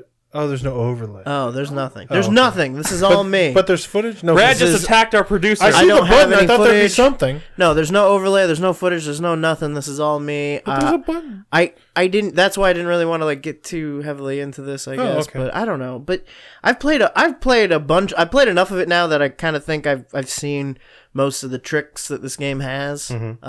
Easy, buddy. Still Working on it. Maybe not. But it is fucking. I don't know. It is something to behold. It is absolutely kind of like mind-boggling. Like how many times this game has kind of just like flipped itself on its head in the 8 hours I've been playing it, and I've been like, oh my god, like this is a completely different game now. Like it's so, yeah. I don't know. I don't even really want to cheat like with the hints in the second half of the game though. Oh yeah. So you get just to that reload point a where you can save. just like buy hints and like, Yeah, but I get to the point where they flash the map, yeah. and then I just turn off the game and start it back up. Yeah. What? Okay. Which is easier on Switch, I guess. Sure. So I don't have to spend the money. You can do that on Steam. Have you gotten But- to the part where the art style changes? Yeah. And that's a really cool moment.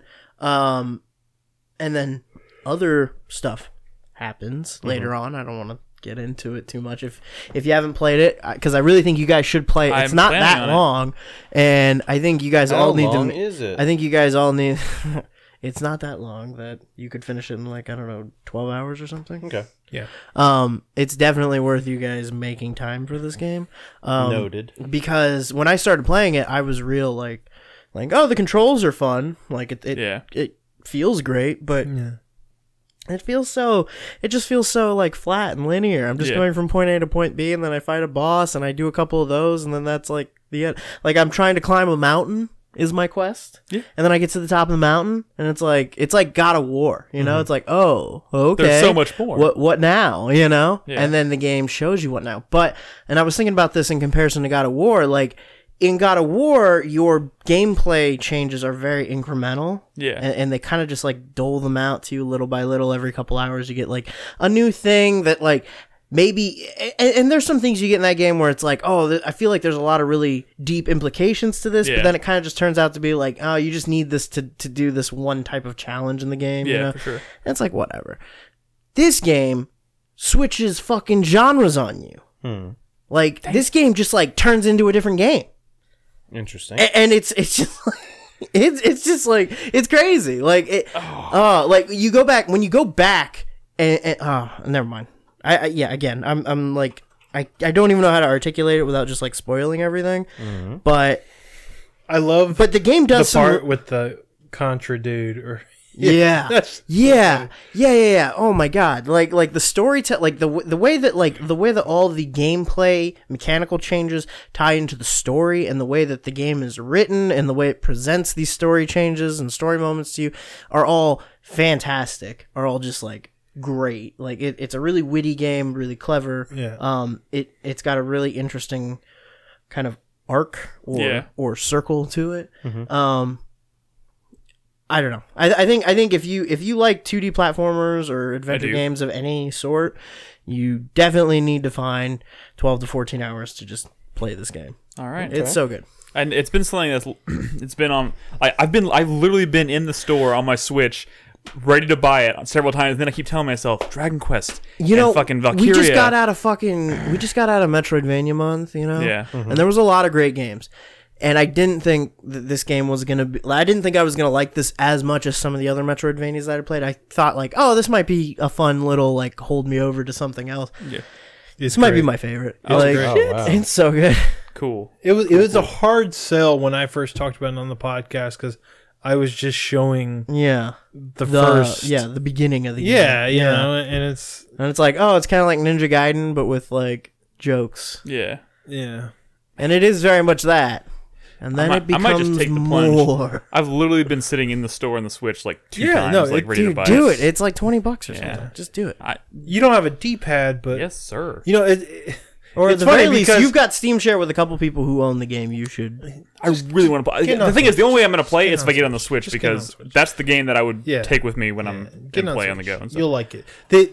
I will say though, when you go up to like save points or whatever, and you're supposed to like press up, it actually is like it shows like the busted The Switch four- D-pad. the four so it's just like button a D-pad. butt, like you know, it's weird. It looks like weird. the top of a diamond. At first, I wasn't paying attention to what it was, and I thought it was like a skull or something. Yeah. I was like, "Why is there a skull like?" it's like this should be a D-pad. Whoa. Also, I'm pretty sure Carlos is lying his ass off.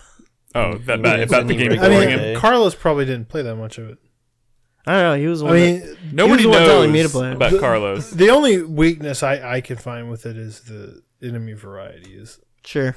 Yeah. definitely leaves a lot to be desired. But Sure. they're more just sort of platforming obstacles after a certain point, anyways.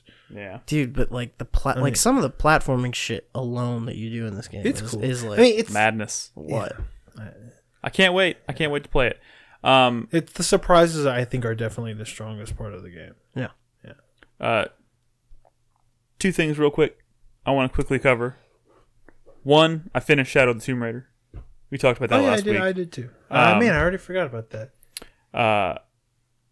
It's good. It's pretty good. Yeah, It's good. It's good. it's weird. It's like You do all the my tombs and enthusiasm. stuff. Yeah, all the Yeah. tombs are still without a doubt the highlight of that Yeah. game, and there's Can you believe that's A lot of all mis- optional? Like, imagine someone pick up this game and they're like, "I'm not gonna do any of this side stuff," and they just like played that the game story. would be terrible. It would be like super short too, right? Yeah, it'd be short and so completely weird. forgettable. Like an 8-hour game. I think playing the crypts and the tombs in that game is absolutely 100% like Yeah. imperative But to the your rewards enjoyment are of the like game. nothing. I know. Like it's nothing. It's just the satisfaction, really, yeah. of getting it. But all in all, I think it's a pretty good game. I enjoyed it. I think Story's a little dumb. there's missed opportunities Towards the we end. discussed last week. If you want to hear more about our thoughts on that, check out last week's podcast. We talked about it a lot. Cool. Wait, what? That Croft Manor levels. Croft Manor was a pretty cool level. The other one I want to mention, of course, I'm doing my series run for Resident Evil, leading up to the release of Resident Evil 2 Remake in January, and I just finished Resident Evil 3 Nemesis, which I talked about a week or two ago. Is it your new favorite? No, that is not my new favorite, and it's not like I've played all of these games. Yeah. There's only one game in the series that I haven't played that I'm gonna get to, and that's in Revelations 2. Oh yeah, And I then, like Revelation. and then the other campaigns that Are I you gonna didn't. play that co-op when you play it? You kind of have to. Probably, yeah. You kind of have to. I mean, yeah, I plan on it. And then Resident Evil 6, obviously there's 3 campaigns that I never touched. So I'll play those. I know. That's 3. It's probably. Why do I hate myself? No, it's probably more than 3. I feel like Resident Evil 6 never ends. Nick, you're gonna get you have 5 on PS4. Yeah. Okay. I need to look out. You can buy it on PS4 for, if you buy the physical one, it's $20. I don't know about the 6 is digital. So long. I was gonna look and see if any sales come up. How long do you think between till you start playing? I still have Code Veronica 4. Code Veronica and 4. So I Okay, got 2 so more a games. little Yeah, while I at got, least. yeah. Okay, cool. And so yeah, and when I get to 5, I'm gonna planning to play that on the stream co-op with Nolan. So looking forward to It's that going as to be well. a great thing for you to go from 4 to 5 to 6. Yeah, Because I absolutely. feel like you need to help expose that 5 is way closer to 4 than it is to 6. Yeah. Which people forget. So yeah, thanks for everyone who tuned in for Resident Evil 3 Nemesis. I do really like that game. That game does some really cool stuff, narratively speaking and mechanically speaking. The weird thing about that game is it gives you so many weapons, and then you get to the final boss, and you can literally fight that final boss with nothing. It's so weird. Like, they give you like machine guns and mine throwers and like all this crazy shit, like enhanced shotguns, and you're like you're a fucking walking tank. And then you get to the final boss, and when I realized I could have beat the final boss with a pistol. It's kind of strange, but it's still a really cool game. I recommend checking it out. Like the Nemesis thing alone makes that super creative, and I keep thinking, this keeps coming up in my streams. Holy shit! If they remake 3, I can't. I can't even imagine. Yeah, that'd be cool. I can't even imagine trying to play a remake of Resident Evil 3. Do you think the screen would still freeze? Oh God, I hope not. Like You want to go left or right? Yeah, that's weird. the screen freezing to give you a chance to make those inverts decisions. the colors, right? Yeah, it inverts the colors. It gives you the choices you have to make, but you have to make a decision. So 90s. You don't have so you don't have to make a decision, but like Invert the it doesn't tell you what the outcome of the decisions are going to be. You just have to kind of make one on the fly, not knowing. Like, I made a decision and not knowing that it actually gave me the non quote unquote canon ending. Oh, I just got goosebumps for a second. But like, Jesus Christ, if they remake Resident Evil 3 and they don't do the thing with the flashing screen and the thing, and when Nemesis comes out and you just have to react, oh my God, fuck that. Fuck everything I just about thought that. of remaking Parasite Eve, and I was like, New York, like Spider-Man. And I was like, imagine Parasite Eve in that New York. Yeah, but it's never gonna happen. Holy shit. Never gonna happen. All right, we need to move on. We have not a lot of news, but there's a really big news topic that is rather sad. I'm sure if you follow the industry at all, it broke just after last week's podcast, I believe. And it's It's terribly sad. And I'm still reeling from this yeah, news, I to be honest. think the entire industry is still reeling from the situation with Telltale games. Obviously, over the years we've played a lot of Telltale games. Yeah. Maybe in the past few years we've been a little more critical of Telltale, and I think we'll talk about this inevitably when we talk about the situation they're facing right now. Which, of course, they laid off 250 or more of their staff. They have a skeleton crew of 25 people staying on board to finish up their obligations to, surprisingly, not Walking Dead. The obligation they have is Minecraft related. Yep. The Walking Dead. Everything they're working on is canceled, Canceled. including the rest of that final season of The Walking Dead. Yeah, so people have paid for the season pass of The Walking Dead. It has been effectively canceled. 250 people are suddenly out of a job with no severance. I was reading online that some people had started within the last week. Yeah, like they were hiring people up until like the last few weeks of that company Which lets me existing. know, I mean, this wasn't... I doubt it was planned. Or at least if it was planned, it wasn't... They were on like the edge of a knife in terms of staying in business in the first fucking The thing place. is, you got to realize, like, somebody higher up at that company had to know at least that, like, maybe hiring someone wouldn't be a good idea right now. Well, You know what I mean? there were some funding expectations that fell through. Yeah, but They like, were going to be... apparently the entire existence of this company hinged upon these financial this backing that I think they it were was waiting on. Lionsgate. Yeah, Lionsgate was one of them. pulled out. And it's just And then kind of, others started to pull out after that. yeah, and it's just like And everything just fell if apart. if your entire company hinges upon that funding, and you know there's a chance it might not work out, I wouldn't be hiring Hey, Nick, people. that's the video game industry, unfortunately, like- a lot of the time. But this this is unprecedented. I understand This that is this is pretty a little bit bad. different. I understand. Like, I'm just saying, though, it happens often with smaller studios. Yeah. In this scenario, it is interesting that such a large studio as Telltale. Yeah. First of all, like, did anybody see this coming? No. Like, No, because layoffs are like they you laid look off. at Telltale. You look at all the IPs that they deal with, and it's like we used to make jokes of like you ain't shit until you got your own Yeah. Telltale series. Yeah. You know, they didn't seem like a company. You know, they had some issues with tech, right? Yeah. But we just assumed that like people were buying this shit because it was the biggest IPs in the world. How does a Guardians of the Galaxy game not sell? How does a Game of Thrones. How does a Game of Thrones thing not sell? How does a Batman thing not sell? How does a Minecraft thing not sell? But have you seen that? Minecraft and the first season of The Walking Dead are the only. Have you two, seen that fucking chart? Yeah, where it shows the profitability of all the Oh games. my god! It's like nothing. Wait, what chart are We y'all talk talking about this being So someone in surprising. chat post that chart so Chris Davis can bring it up. It's a profitability chart. It's a sales. that shows all yeah. of their games they've made, and like the first terms season of of The Walking Dead. They haven't been making Everything shit after that for is years. like- They haven't been making money since that first season. Yeah, everything after that, wow. nothing since then, with the exception, I think, of the Minecraft season, Maybe. has been profitable. Everything has been a loss. But you know, we Really? talk about this being surprising, and it's shocking, like the suddenness and how messy the whole thing's been. But Yeah. I don't think this is particularly surprising or baffling in any way. you talking about- Because let me tell you something. I played some of those Telltale games since Walking Walking Dead Dead? season 1. Yeah. Oh, like Tales from the Borderlands. Tales from Borderlands is pretty good, but that is absolutely an outlier. That is absolutely an exception to a rule People have said that of that declining second quality at that. Batman season is real good. So hold I mean, on, that hold on. first one what was I, real, what I will say whatever. is And Game of Thrones was a goddamn so yeah. train So that's wreck. and A lot of people don't get me hated that wrong. We have talked about this in the not too recent past. That The Walking Dead season 1 was great. Season 2 was pretty good. Yeah. But you look Tales at, from the Borderlands. But look was- at the drop I off will. between season 1 and season 2. Tales from the Borderlands was great. The first Batman was pretty good, but then like Chris was saying, Game of Thrones was bad. The Yeah. Minecraft one was shit. Don't like there's been definitely plenty. Can you zoom in on like, Davis? I like can't look see at anything. so just for comparison's sake, the first season of The Walking Dead.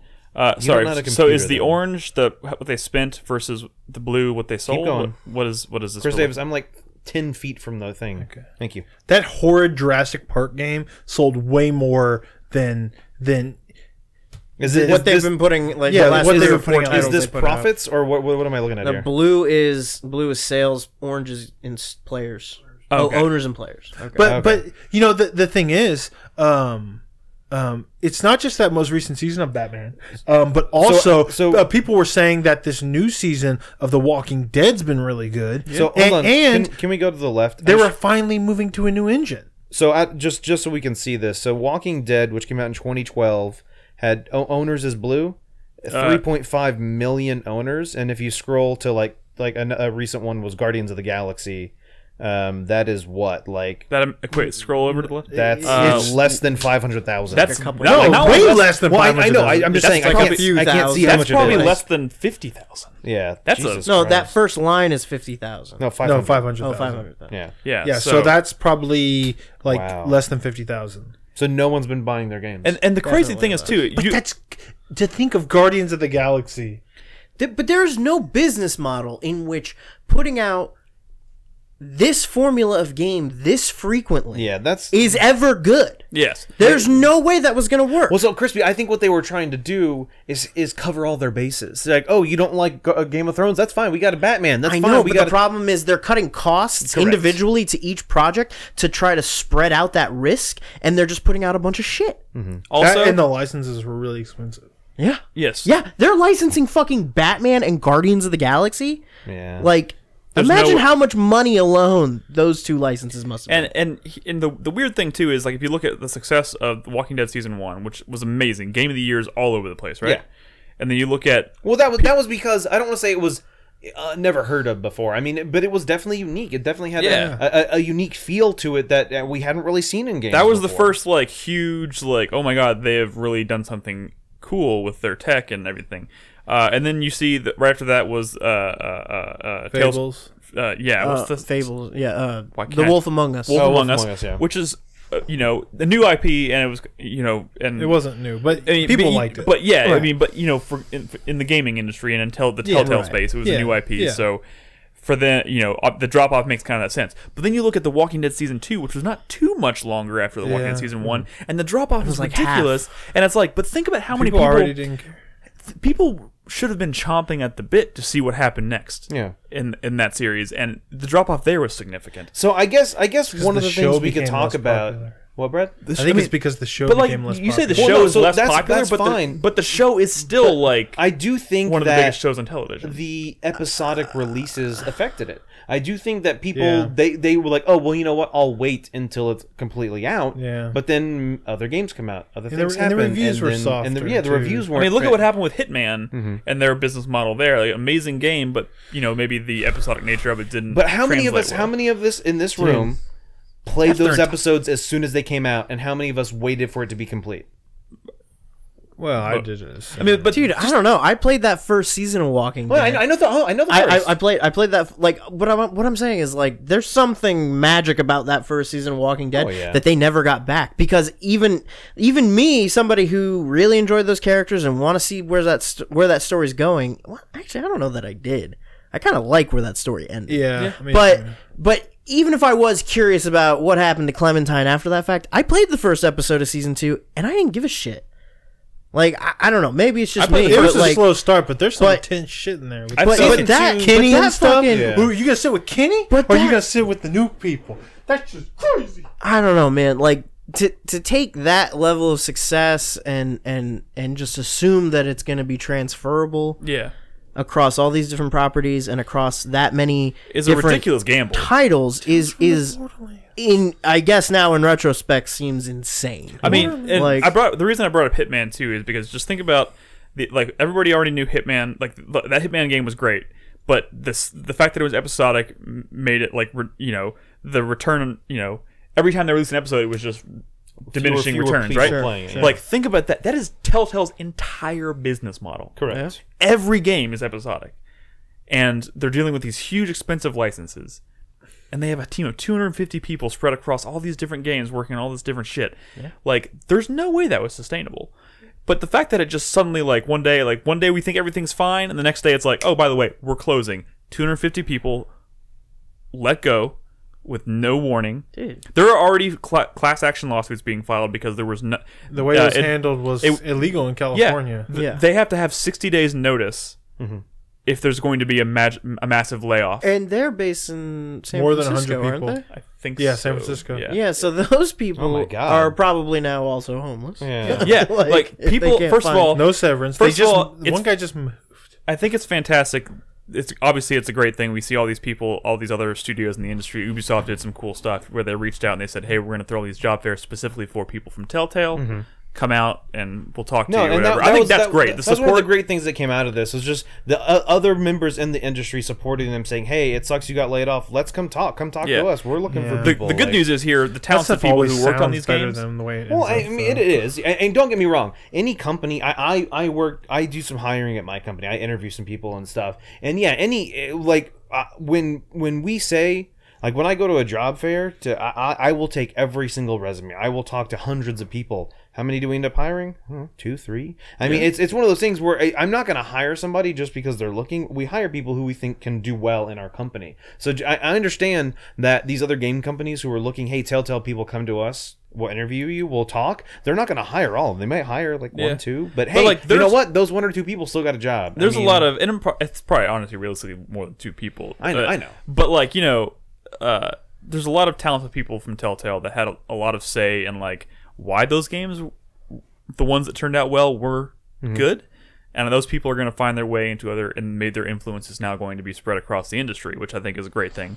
It's still terrible that like one day they show up and it's like, oh, by the way, we're laying everybody off. They gave them like 30 minutes or I can't remember if it was 30 minutes I or don't 3 know the hours. details. They had to vacate the premises and they had to set aside a time I think it was 30 over the minutes. weekend for them to come back and get their stuff because they didn't even have enough time to get all their stuff before they And left. They deleted all their Google accounts. Yeah, like While they were in that meeting. it's and the craziest thing too is like now not only first of all the Walking Dead thing is That's really sad. is unprecedented because we're literally seeing a game being canceled. Well, half of it is out. Not just that, but like the second episode just came out after the Yeah. layoffs happened. Yeah, In a season that was confirmed to not be finishing. yeah. Like, how do you even sell that? Yeah. I mean, Yeah. that's pretty heartbreaking seeing the devs on Twitter being like, "Hey, I cannot tell you to buy this game just because of the way this company treated us. Yeah. But I really want you to see all the hard work we put into Yeah. it." Well, you know? it's sad because I feel like at this point, I think Clementine is kind of like this, like this is like pretty like big, meaningful like video game character, right? And like If this is really the end of her story just doesn't exist now, and that's kind of crazy to me. again, yeah. what's even crazier It's is just sad, I that should Telltale is actively the people who are left at Telltale are trying to find a way to find partners to help them finish the game. Which one, if that does come to pass and someone comes on board and provides the funding, one, it's not going to be the same. No. Like these aren't the same people. You can't just grab a random group of I mean, people and have them. And don't complete it. fucking do that. And Y'all two, didn't even fucking, pay like- severance. yeah, and you two, assholes. Yeah. don't fucking do that until you fucking paid the people that Don't just do whatever fired. you're doing right now. Like they're fucking stealing money from. It's Yeah. Like I feel like that. Let this be a lesson to you. Companies don't give a shit about you. That's true. And there's 250 people out of a job, and if we sit here like we should and say, pay them before you even think about trying to finish The Walking Dead. Think about 250 paying remaining salaries for the 250 people they fired. There is no way they'll have any money if they manage to somehow get that money. There is no way they'll have enough money left to finish. No that product. severance. I mean, they were living in San Francisco. I mean, One of the highest standards of living Yeah. in the country. these are cost of living. Oh yeah, cost Wait, what did you say? standard. Oh. But that's probably not far off. Yeah.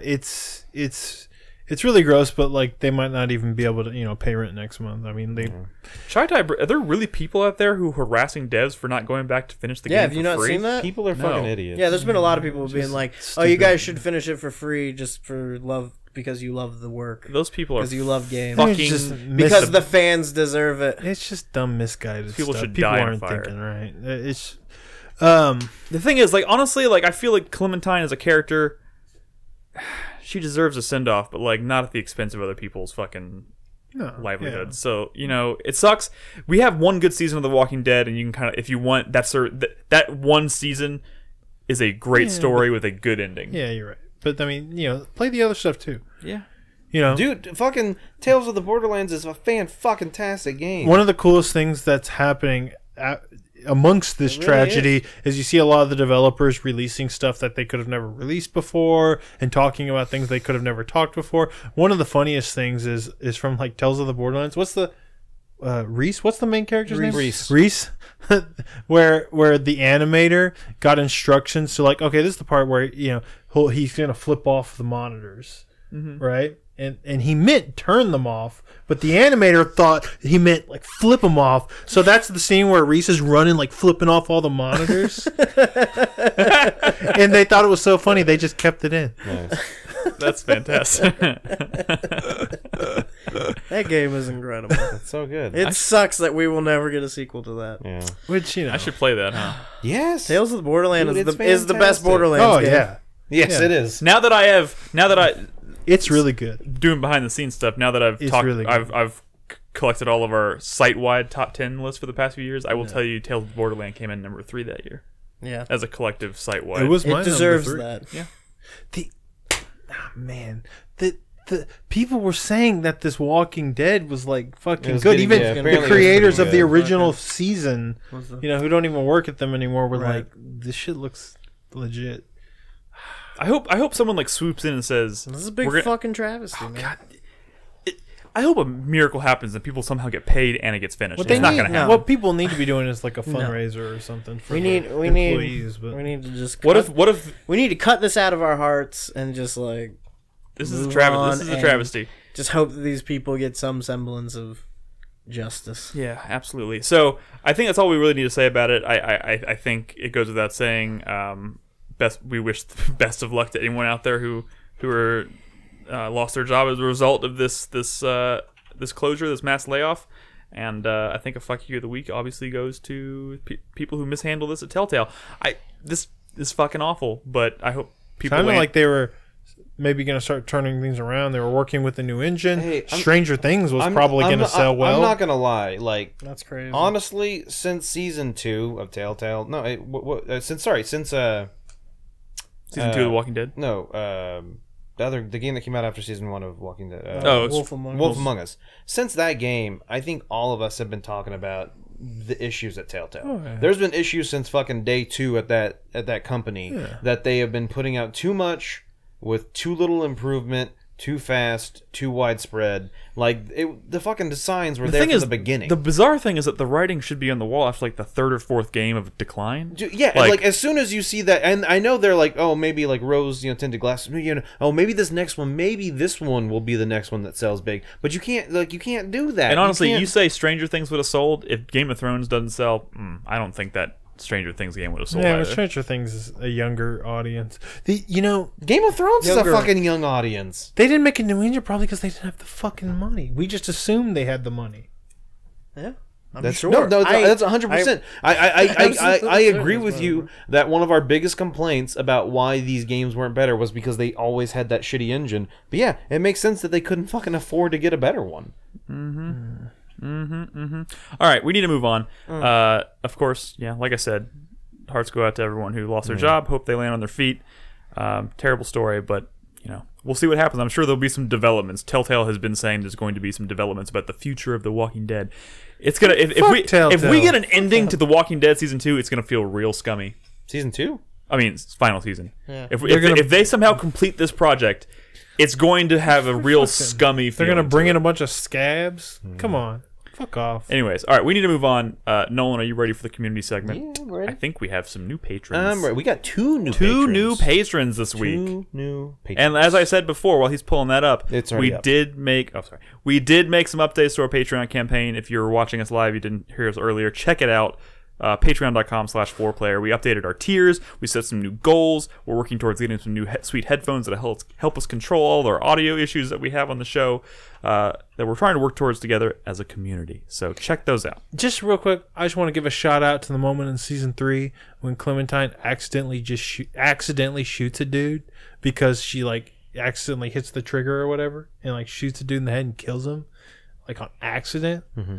And she's like, "Don't fucking tell anybody." That was so good.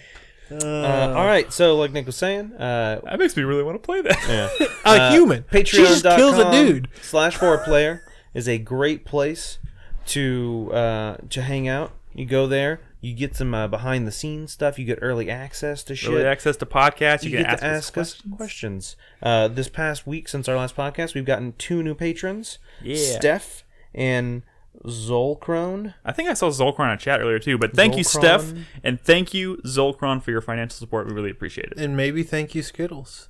And if it's a bad question, she gave us permission to skip. well, no, the question I saw, she posted this.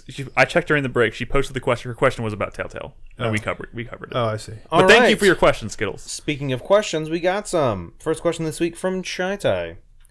Since Bowsette art took off this week, which of the following characters from gaming would you like to see have the same treatment? Mr. Domino, the Prince from Katamari, Death from Castlevania, a Rocket League car, or Chris Davis? Oh, Chris Oh my Davis. god, is like Rocket League car girls not already? I would Wait, so- definitely say the Prince from Katamari. Wait, so are we? Oh, so we're talking about which one do we want? Which character do we From want to that see pick. Yes. get? Get the crown Get and become... edited. Oh, become edited. okay, Yeah. okay, gotcha. So we can't do like Snake Ad or something. Dude, Deathette would be pretty good, though. Death Ad. Yeah. Oh, yeah. This is as someone who has no clue because I haven't seen any of these memes yet. Somehow I've missed them. The scythe probably just turns into like a giant dildo.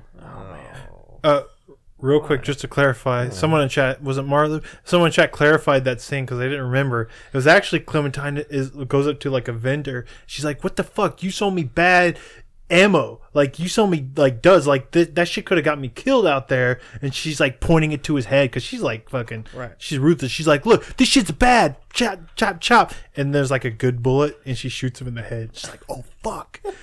Don't fucking tell anybody. To the other guy, the other main character in that series. Anyways, that's it. Sorry. This shit was funny. Definitely Princette from Katamari. Yeah. That basically I don't- exists, doesn't it? But not like Not like not with Bowsette. Like that big cylindrical head. Right? Right? That I don't know. I that don't. big fat head. I haven't seen Bowsette, so I don't know what I'm. I don't Come even. on. Jesus, I- Nick, what is wrong Pull with it you? up. Pull up a Pull the single picture picture. back. And make it a good one. Make it a good one. That means nips. Princess Prince. Princess Oh my Prince. god! So we're specifically. Just do the first one from the original. Do the comic original strip. one. Yeah. Well, Peachette. I guess. Bowsette. Show me the The original This was the comic. original comic strip. Just so Nick fucking knows. All right, so start from the Nick- top. Zoom in. Zoom in. Zoom in. Zoom in. Zoom in. You're ruining it. Okay. Okay, so So No. Peach denies Bowser and Mario. And They're they're both, both sad crying together. like but bros. Bowser finds that. Oh wait. He has to understand. He didn't watch the Nintendo Direct. Oh yeah, so they're doing. I That's a explained, power- it, I explained it to him already. oh, I explained it I'm earlier. pretty sure I can pick up on it. Yeah. Okay. Okay. No, Okay. I mean So you're kind of dumb. He finds the crown that Toadette puts on, and he puts it on, and becomes a attractive Bowsette that Mario now goes Like a with. dominatrix Right. Bowser. Yeah, and then Peach is like, "What?" Yeah. Now every single artist on the internet is drawing their own version of Is this character drawing because every it's, Mario character. Because that's what you do. It's like when Undertale blew up and every person who fucking hummed songs on the internet was doing their version of Undertale songs. Yeah. Oh 'Cause man. all I with really that don't cash like money. how this has been detracting from Bongo Cat meme creation. Though. That is true. Bongo Cat. What was in the amazing. fuck? Are you kidding me? Okay, There you go. listen. I said one picture. Oh I did not want to. I don't spiral. Dude, Oh, that's a pretty she good doesn't one, even though. fit in that corset. Okay, first of all, when did this start? Less than a week ago. Like, yeah, I mean it's been like 2 days. yeah. Like- when was the Nintendo Direct? Somebody drew that masterpiece in I don't 2 know when the days? comic strip. When was the Nintendo started. Direct? Fuck. Well, Like, This is the world It we was a live in. while. days ago, but- wasn't it? Like Tuesday or something? No, it was a little more. I think it was over. I I don't don't remember. But the Not comic that- strip. Yeah, not that long ago. Jesus Christ. What? All right. To answer the actual question, who Yeah, do we well- want to see? Oh my god. I don't think it matters, right? Well, yeah. I mean, you got to answer the question. Have they done the Boo character? From... Yes, Oh yeah, every character, Nick. Yeah. I've definitely seen that one. Yeah, like I said, I've seen Chain Chomps, I've seen Goomba. They're only Mario that Chain characters, Chomp right? was pretty hot. Other Post the Chain characters- Chomp. Other characters have been Post the done. Oh Chain wait, Chomp. what Chain Chomp one are you talking about? Because the one I saw, it was just like a peach, but she had the Chain Chomp face, That's what I'm and picturing she in was my still head. chained to the fucking chain. No, the Like- Chain Chomp one I saw was pretty hot. The fuck, Brad? How does no one in our community know when this started? I feel like it's always been Chompette. happening. Right? Somebody This is pull just- up a picture of I'm Chompette. telling you, I this is saw what the I- piano from the fucking Haunted Mansion level of Mario 64. Wow. Fucking wow. Has The it, piano what that- about Yoshi? I'm sure. Listen, man. yeah. Don't There's get gotta gross. be one. Don't get gross. I'm sure. Oh my goodness. Fucking hell. First we have the whole Toad debacle. Now we have this.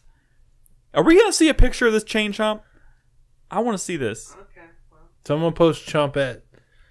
Okay, there we The go. original Toast Chompette. Punks. Toast. Oh. That's not the Chompette That's not I the saw. one I saw. No. What's the one that Toast Points posted?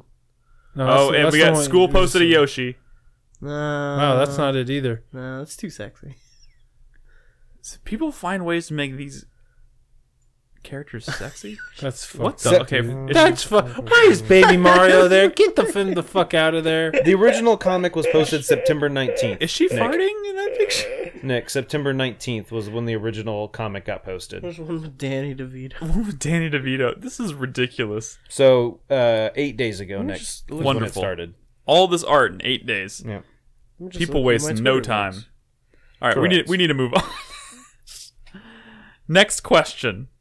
All right, moving on. Next question. God damn it. Definitely not scrolling through. This is the original Chompette. Where, Brad? Show it to me. Y'all are all on your phones looking for Chomp. No, for Chomp you know what? Out. No, we're done. This one. We're done. This one. We're done and me we're see. moving on. Let me see. That one's too chompy. Ooh, that's very chompy. Chomp.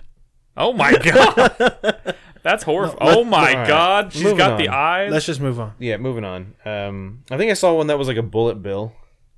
Bullet billet. Shy Tai says famous manga artists are getting in on it too. Yeah. Yeah. All right. Next question from Fuzzy Turd. Does Your sig- Nintendo know about this? Oh, yeah, What they is do. Nintendo doing? Their official stance is to no comment. Yeah. No I saw comment. one that was it was the scene from Last Samurai where the guy's committing seppuku. Yeah.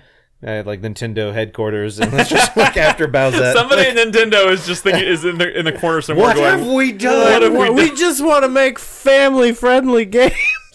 There was a guy.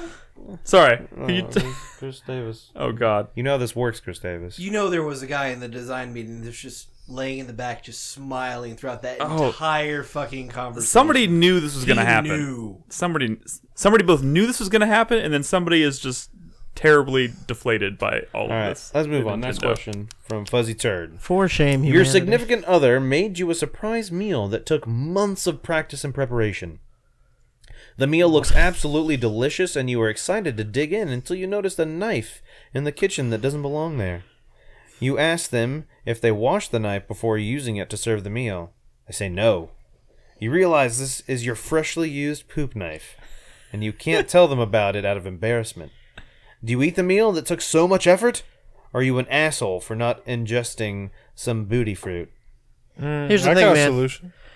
If this relationship is so like healthy and loving that they would go out of their way to do something like this for you, They would know it's your poop You should be honest enough with them to tell them, I use that knife to cut up my poop. Probably. That's true. That's true. yeah, I would look definitely at, say Look at something. Dr. Phil over here. I would definitely say something. I definitely would not eat. I would booty make fruit. her eat it and laugh. There's the difference You between take you and the me. first bite. I would grab the meal and throw it against the wall and say, "Don't eat that." Oh my god. No, I would just do like a comical, like, like I dropped it when I was like Should carrying be it to like, the table. why did you do that on purpose? Did I ever tell you the story? Bernard and I went on a trip to Dallas, and we were eating breakfast in the hotel lobby, and I had some like egg something, and like a big piece like fell off my fork and fell on the ground. And so I'm not gonna leave it on the ground. That's rude. So I picked it up and I put it on like the right next to my plate on the table. Yeah. And I guess Bernadette thought it just fell off my plate because she didn't see me do it, so she like picked it up. And like I was like, and, like I couldn't like vocalize words, and she put it in her mouth and was, I was like, it fell on the floor. And then, like after she had like already like, I mean, she's fine. Yeah, It's but not the end of the 5-second world. rule, right? She's Yeah. a doctor. She It's- knows that It's stuff. not the end of the world, but still, What if she saw I it couldn't, and just- I couldn't make words come out of my mouth like to couldn't stop fast her. enough? Like I was. You just deep down you wanted her to eat it. It's like, You thought it's it like was you were funny. there just to watch. That's called marriage. Yeah. All right. Anyway, moving on. Mr. Green Toast. What video game controversy from any time period did you personally find ridiculous or dumbfounded to even be an issue? For example, I personally find the outrageous controversy of Total War Rome 2 getting review bombed for diehard players getting mad when seeing more female generals is beyond stupid. I feel like any answer to this question is going to involve people getting outraged by the inclusion of women or people of color. It's not like there's all these different controversies. Oh, shit, it's just the same handful of them. Carlos has a great one. The fucking Alamo Draft House debacle with Wonder Woman where they did the all-female screening. Yeah. And I can't believe people lost their shit. It's all the same controversy over and over again. It is. There's too many women here. There's too many not white people here. Yeah. Oh my god! Like, it is the fucking. Who let them vote? I also think it's people attacking. I think there's definitely been times where like developers have maybe done something and then they start getting personally attacked, like certain devs. You know, I'm saying when fucking like social justice warriors or whatever, or anybody who's claiming to be that attacks a particular person for something that maybe their company. You know what I'm saying? There's definitely been devs out there who've been like personally attacked. Yeah, for like not really doing anything. It's just also just Chai brings it up too. I thought it was a good point. The Alamo Draft House reaction to the debacle with the it was perfect. Was to say we added more showtimes. Yeah, we added more. We added more, and it was brilliant. Oh yeah, no, Alamo Draft House is one of those things where it's like they give no shits about you people being fucking idiots. Like, you're just being stupid. Yeah, I feel like no matter what, like the Netflix thing we talked about at the beginning with the casting issue, like no matter what, like anything we can think of, especially related to the video game industry. Of course, the whole fucking the Gamergate shit. I can't. Like I remember being at E3 one year and seeing the poster, not the posters, but like someone like printed out the is it Anita Sarkeesian? Is that I don't know how to say her last. I can't remember how to say her name. Yeah, you know what I'm talking about. Mm-hmm. They had posters or printouts that they were taping to. I saw a guy walking around taping them to all the light posts around E3, and they were just like shitting on her. Mm-hmm. Because of her involvement in all that, in that whole controversy. I cannot believe that was a thing. It infuriates the shit out of me. Yeah, I feel like no matter what the answer is, especially related to this industry in particular, it's always going to be tied to that shit. That's definitely a huge factor, and it's mainly going to be towards... I don't want to generalize the player base of video games, but it does tend to be younger males. Yeah. And a lot of them are really fucking stupid. Yeah, but you can't completely blame them. Their parents are probably idiots too. Yeah, that's probably true. Yeah.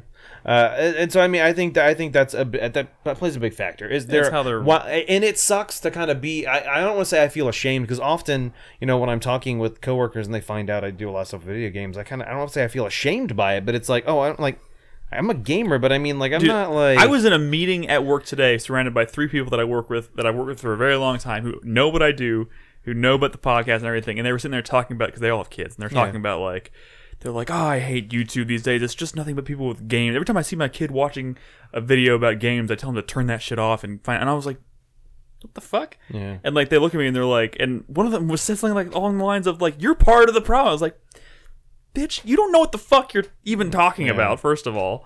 It's just it's a fucking age difference, and it's, oh god, this is off topic. Yeah, man, just stop finding groups to identify yourself with. Just be your own fucking person. Yeah. There we go. Best advice I've heard all day. I think it's A, be your own person, but I think it's B, don't fucking judge people.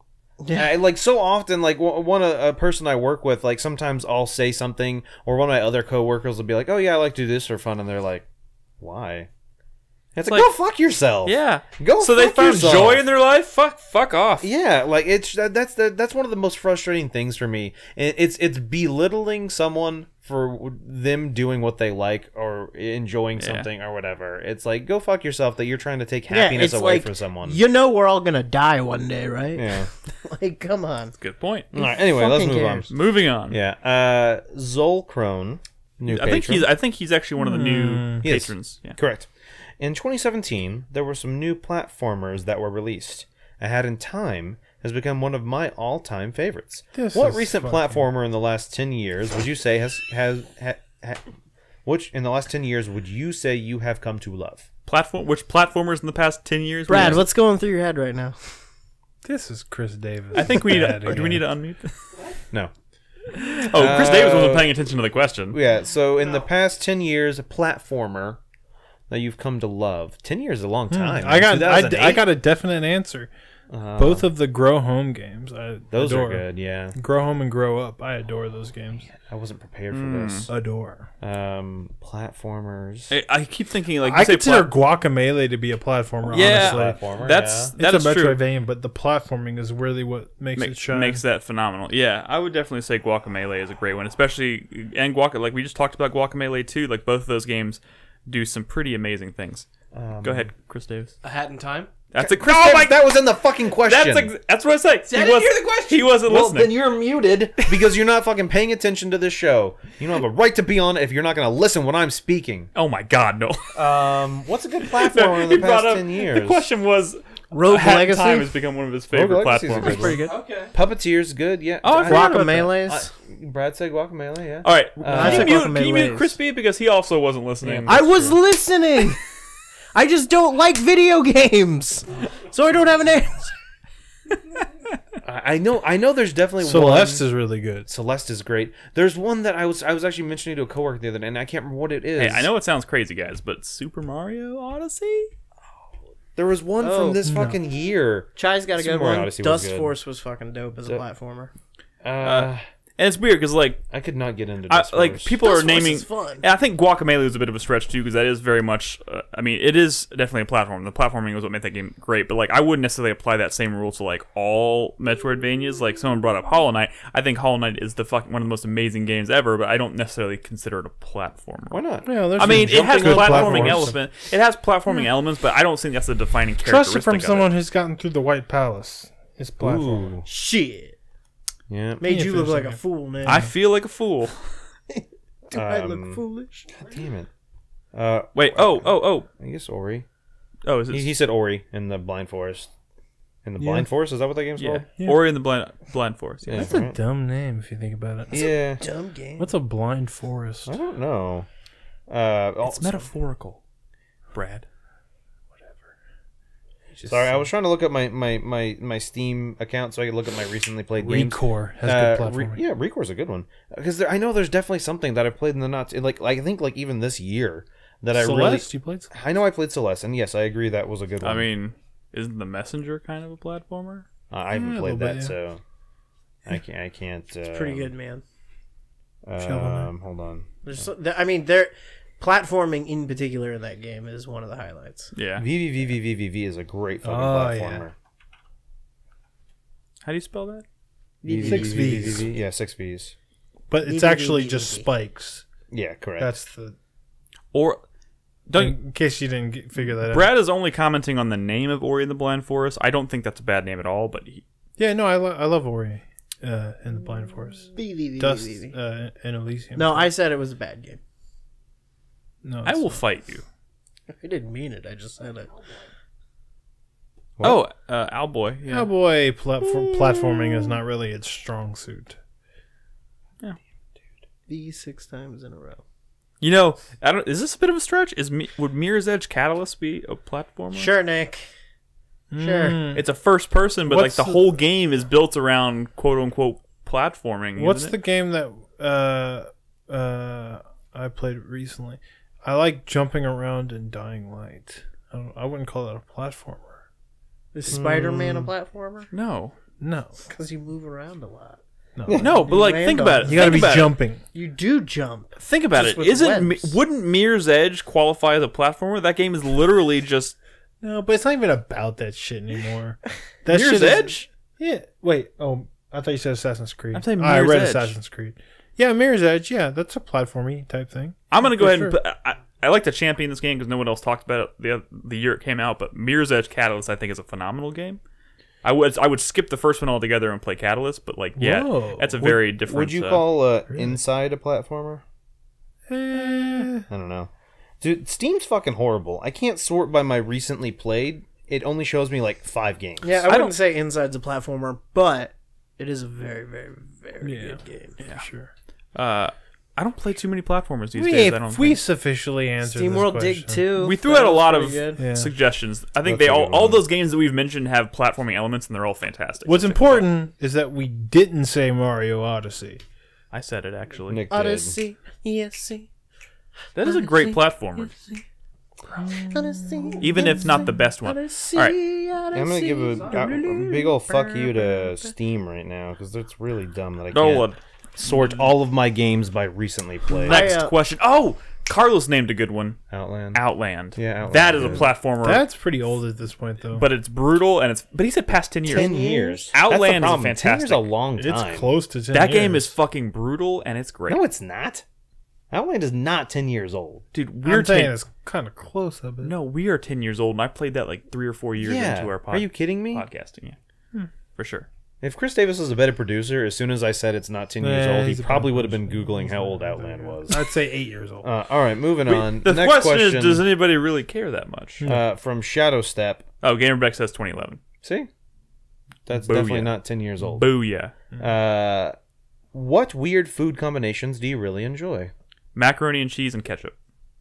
What the I know a lot of fuck? people that do that. Maybe hot sauce. I but don't. Ketchup? Hot sauce. Ketchup is like cold, though. But putting a little bit of ketchup and macaroni and cheese does not lower the temperature of the entire thing to make it like cold. I don't like Technically- mix it up. I put it on the fork and I like dip it in the ketchup. Scientifically that's speaking, weird. technically, yes, it does lower the temperature. I said not a enough. dramatic degree. I'm saying not but enough to make it cold. Actually, it does. Actually, it make does it not. colder. Colder. That part of I didn't say it didn't make it the colder. warm macaroni and cheese mixed with the cold ketchup is part of what makes it so great. That's gross, Nick. You're gross. Why are you the worst? Weird food combinations. Well, I mean, I- that was the Oh, question, and like that is pineapple on pizza. That's not weird. Fuck off. I think the problem is, any food combination I do, I don't think it's weird. Yeah. I would have to have someone else I tell me, recognize- "Hey, dude, that's Well, weird." Okay, well, what's a food combination that's not the norm that you like? One of my favorite snacks. All of my food combinations are my norm. I don't know. That's what I'm saying. Like, Not your norm. Something you know that other people don't do that you do. One of my favorite think of snacks anything. that I eat on a regular basis: raw mushrooms dipped in Italian dressing. okay, yeah, that's really fucking weird. I mean, you're just eating vegetables or fungi. Yeah, Why Italian though? because I think it's the best. I mean, I also like to dip carrots in mayonnaise. Like what? That's well, first of all, Do you I do put that? No. I put Italian That'd be dressing weird. on salad, and I always put mushrooms in my salad, so it's not that weird. It's just like taking you're just eating. taking the part mushrooms of out the and eating them by salad. themselves. You just Yeah. eat the. I'm eating You my eat favorite part the of the salad before you toss it. I'm literally eating my two favorite parts of the salad: the dressing and the mushrooms together. Hey, you know what's pretty good actually? If you take like nacho cheese Doritos and you mix in Apple Jacks, the cereal. What the Fuck off. That's pretty good. No. Yes. Okay, No. first of all, fuck yes. off. Get the fuck out Yes. of Nolan's house. You called me weird for macaroni and cheese and pizza? That is the most bizarre, random. No, you said macaroni and combina- cheese and ketchup. Sorry, not pizza. macaroni and cheese and pizza. God, why do I keep? Why do you keep eating I don't know why I pizza? keep saying pizza. I think does someone write pizza in chat? I'm just reading it over and over again. Pizza. Mac and Damn cheese it. pizza Seriously, is not good. seriously, go get yourself a little bag of nacho cheese Doritos Don't and get do one of this. those little boxes of Apple Jacks like that come in the big multi-box set, and then just like mix them together in a bowl and just try it. You know what? Try I'm it. gonna say no, thank you. You guys, so uncultured. I don't know. Your palates are so underdeveloped. That's what you're calling it? I will say, I was having a conversation at work the other day about baked potatoes versus mashed potatoes, and I was like, has anyone ever topped a baked potato with mashed potatoes? No, but I'd be willing to try. Sure. And then maybe stick some french fries in What, a it? baked potato with mashed potatoes on top? Yeah. It just feels like. I went to Why a don't you just put another baked potato on top of it? Robin and I went to a sandwich shop, and she got like one of the bags of like jalapeno chips, and I was like, "Oh, I love jalapeno chips." She's like, "Yeah." She opened it, and she like takes the sandwich, opens the sandwich, and puts the chips on the sandwich. Yeah. That's That's not a weird thing. That was pretty weird to me. What? You've never seen people. That's Are the you first kidding time me? you've seen that? Yeah, I've done that my entire life. Nick, so what? weird. Were you never a Nick, child? what's wrong with you? What? Are you okay? I'm broken. Okay, I'm broken. Were you Brendan Fraser in that movie Blast from the Yeah. Past? But Did you come out of a manhole recently, Nick? You know how I talk about like I've seen The Mummy like 6 times this year. Yeah. I have now also seen Blast from the Past 3 times. Shut the fuck up, dude. Dude, Robin latches onto the funniest movies and just watches them over and over again. So now Once I've seen a year at most. At most. Or she really likes times. Brendan Fraser, and you're She not does getting the really like message. Brendan Oh, okay. Fraser. Yeah. Yeah, All right. that's a good movie though. That's a good movie. I still can't think of any weird. What about food Encino Man? Have you seen Encino I haven't Man? seen Encino Man. No. What? She's a Brendan Fraser fan? You haven't seen Encino Man yet? she just hasn't watched it with me. I don't know. Get on it, man. What the fuck? I will bring that up to her. Wow, you do that pretty good. What the fuck? Like you've been practicing. Wait, what was it? Wheezing the Jews?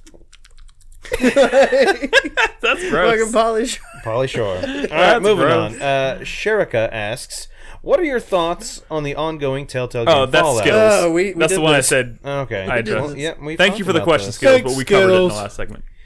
Final question this evening from from Soup Nazi. If you could I think only... it's Soup Nazi. There's 2 Z's. I'm gonna call it Soup Nazi. Nazi. So Nazi. Fine. If you could only say one sentence before being mute forever, what would you say? Oh God, no. It'd be a long sentence. Yeah. It'd be a run-on for sure. I would filibuster the shit out of that Why? process.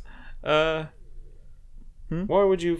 I mean, like, just delay it as long. I would say it like you said. Like, I'd say it the longest sentence I could possibly think of. Bapa Booey, Howard Stern's penis, Bapa Booey, Bapa Booey. All right. I didn't expect that. What do I hate the most? I would say something like, if you do this, you'll never find. I need to like plan this out just in case it ever does happen, which would never happen. But Well, like, feel feel like before if you somebody do cut your this, tongue I'll out. never tell you blank, and it had to be something like really. What if it was enticing. right before someone cut your tongue out? That's Somebody before cut your weird. tongue out. Wow, this has got Mine would be dark. something like Venom was a mistake. He wasn't worth it. And then I they, feel like and those then are they all cut Good, your I'd tongue out. never be able to talk again. I'd say, oh, this is like that scene from Old Boy. Oh. Man, I don't know. I would use my last words to curse something that I Can hate. you believe Spike Lee remade Old Boy and it was terrible? That's the only one I've ever seen.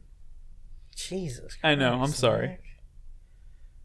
I mean, that's better than you saying, well, I actually saw the original. I like the new one better. Which feels like a Nick thing. No, I only watched it because the new one was on Netflix, and I was looking for something to watch, and I was like, the new what?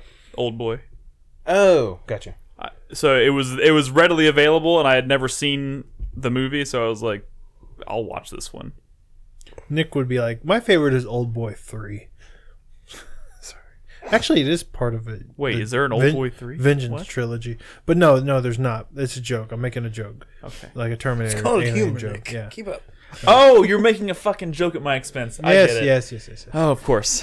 But there actually is, the Old Boy is part of a thematic trilogy, but that's not the point. Sorry. I ruined my joke.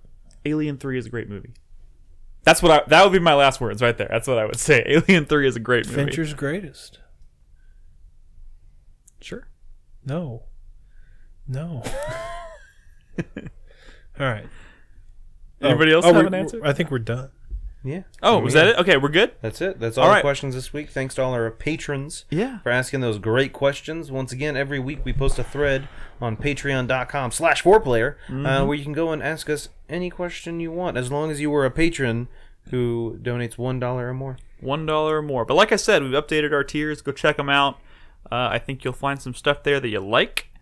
And yeah, we appreciate anyone and everyone's patronage. All right, let's wrap this show up with the 4-player minute. You know how it works. Hype, sweat, thank you, and fuck you. Yes. Brad. My hype is I saw some footage of it today. The new the Gwent game Thronebreaker. Have you seen footage of this? Wait, is this that It's Witcher like- Stories thing? Or? Yeah, it's like a Witcher campaign. It's like Gwent, but they made like a single player single-player story story, campaign? and you're actually moving a character around like a map, and you're like talking to people and making decisions and stuff, and you get into like Gwent battles. Actually, it looks pretty cool. Interesting. Actually, it looks pretty cool. I'm definitely gonna try that. Might be a good reason to get back into Gwent. Yeah, well, because Gwent was all like multiplayer, or whatever, right? But this looks kind of cool. It's like voice acted and stuff. It's cool. My sweat, I'm gonna give it to. Well, the lack of time I have. This game called Time Spinner came out this week. Time Spinner, and it's like, how Chasm was like super Igavania. This even makes that look like this is like super Igavania. This game called Time Spinner. I'm hearing it's pretty cool, but like, and what am I gonna get another one of these fucking Metroidvanias? What is my life at this point? Yep. Also, Carlos sent me an email with the name of a game, and he's like, "Dog." And like, I looked up that game, and that game looks cool. I don't remember the name of it, but Carlos sent me an email. Story, so It last must be important. well, I mean, last time he did it, it was like a trailer to Hollow Knight. I'm just saying. So He doesn't know. he doesn't. The bar is set pretty high, is what you're saying. Yeah. My fuck you for this week is gonna go to Sony.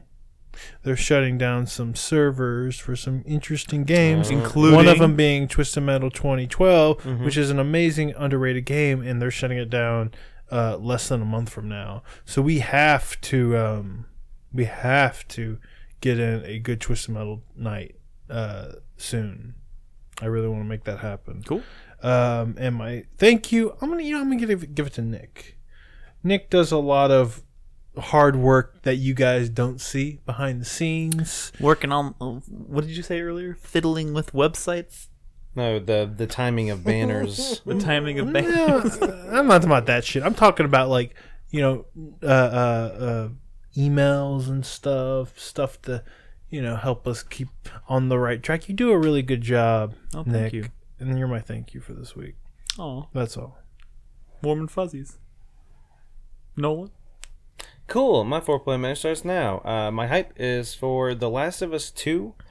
Just this week, Naughty Dog did a Outbreak day or event, or I don't know what they called it exactly. Outbreak Day. Releasing a bunch of kind of stuff, iOS stickers and shit, and like some themes for PlayStation. But that really got me on the whole factions boner going. And so I with Chai and Jaeger and a couple community members, we're actually going to be planning a factions multiplayer night. It's still unconfirmed. Correct, it is unconfirmed, but doesn't mean factions isn't a What if I fantastic played? fucking multiplayer. Yeah. I've never touched Fact. I mean, you look at Assassin's Creed, you look at Ratchet and Clank. Those are games that had dope multiplayers that just went away. I would say, especially Assassin's Creed, it started going the multiplayer. Do we know they're But it's still novel, even to the end. Do we know but if they're not doing great. factions yet? No, for that's Last- what it's not confirmed. Oh, okay. But I mean, they did it in stupid not Uncharted to. 4. I know multiple people who have been working on The Last of Us 2 who did the multiplayer for 4 and worked on factions. So I'm assuming they're going to. And people are still fucking playing factions now. Why would they not? I don't know, whatever. But yeah, definitely I was watching some highlights from old events of playing factions on multiplayer nights. Dude, that game's so fucking good. If multiplayer was gonna not be in anything, I feel like it would have been Uncharted 4. Correct. Yeah, I agree. But it was still there, so yeah, you're probably right. My sweat goes to Valkyria Chronicles 4 specifically. I definitely want to play this game, but it's just like another game on my huge fucking list of this year, and Fucktober is about to start. And while there's not that many games in October, there's one in particular. But yeah. That one. Yeah, and then that starts into November and just like fucking end of the year shit. Anyway, my thank you goes to myself because I installed not recently, very long time ago, a 2 terabyte hard drive in my PS4 because Red Dead Redemption 2 has a 104 gig install required. And No one's gonna be playing that game on I'm launch not sweating it at day. all. I got fucking 2 terabytes on So my what does that hard mean? drive. Does that mean like the disc is 50 and then the rest is a 50 gigabyte patch? Potentially. That sounds Nick, like have you modern seen what this games. game looks like? Oh yeah, absolutely. The It doesn't textures on there surprise me. alone are probably at least 30 or 40 The gigs. mega textures. Yeah, dude, Oh, the game man. looks so fucking beautiful. Those textures got to This get is- stored somewhere. This is the price we pay for playing. Don't go games. to a midnight launch because you're not going to be playing that game. Dude, my plan is Just I'm go to taking I'm taking the day it comes out off. Yeah. But the night before, I'm gonna red box it just so I can install it overnight. I'm Yeah. thinking about doing the same thing, but I'm taking a 4-day weekend that weekend. But yeah, Me too. it might be. I might not be playing it until like Yeah. late in the day on Friday. Yeah. All right, and then my fuck you obviously is gonna go to Telltale. All this shit really sucks, and it's just. I mean, we've seen some studios close before, but this one's just kind of like really fucking not a great way to do things. Not a great way at all. It sucks a lot. 30 minutes notice. No pay. It's just like, ugh. I can't even imagine what that meeting was like. Dude, where neither can I. they found out they're all losing their jobs, and by the way, no severance, and just like shock, Get out. get out. Yeah.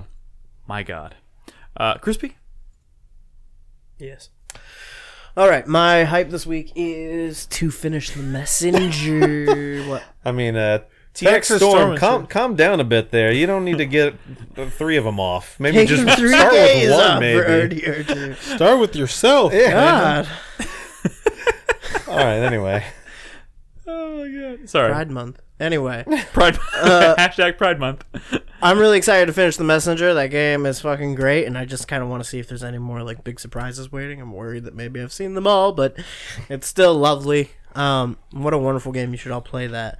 My sweat this week, kind of just echoing the same thing. I bought Valkyria Chronicles today, and it's like, Where will you find the When will I have time? time? I've got like a month from today before Red Dead comes out, so I got to get everything out of the way. My fuck you this week. I'm actually, I'm gonna turn my fuck you into an apology this week.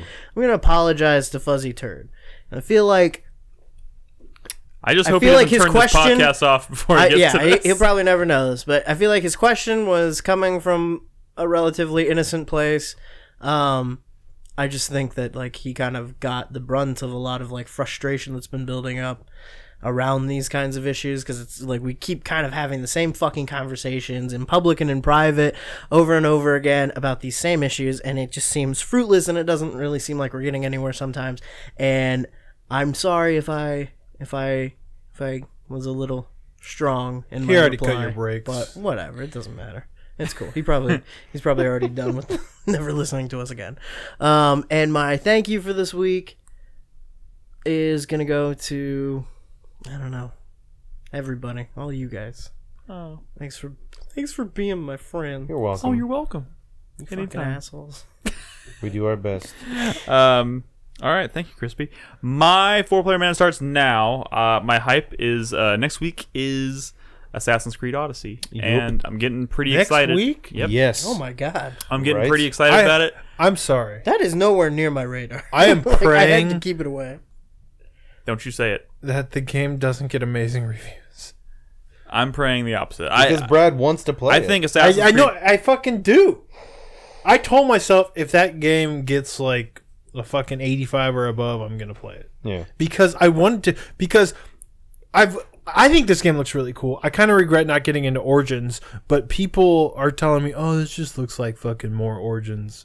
But like to me, it's like, well, but Origins was good, Yeah. right? Yeah, and this Origins- is like you like fight Medusa and shit in this, right? Like, Yeah. and there's like more sea combat. And I feel like I've also kind So- of turned my radar off a little bit on this one, just because right out of the gate the setting be a fucking didn't really do it for me as much as something like Origins did. Like Egypt just spoke to me, and I've kind of like not been paying super close attention to this one. But I watched a video the other day of the game, and I was like, oh, maybe this setting has a lot of potential to really surprise me and like be really cool. So Let me ask you: is the two character thing sort of like Syndicate, or are I have they no are they idea. the same character? no, you pick one character, you play the entire game. Is that No, I know, but are they the same character?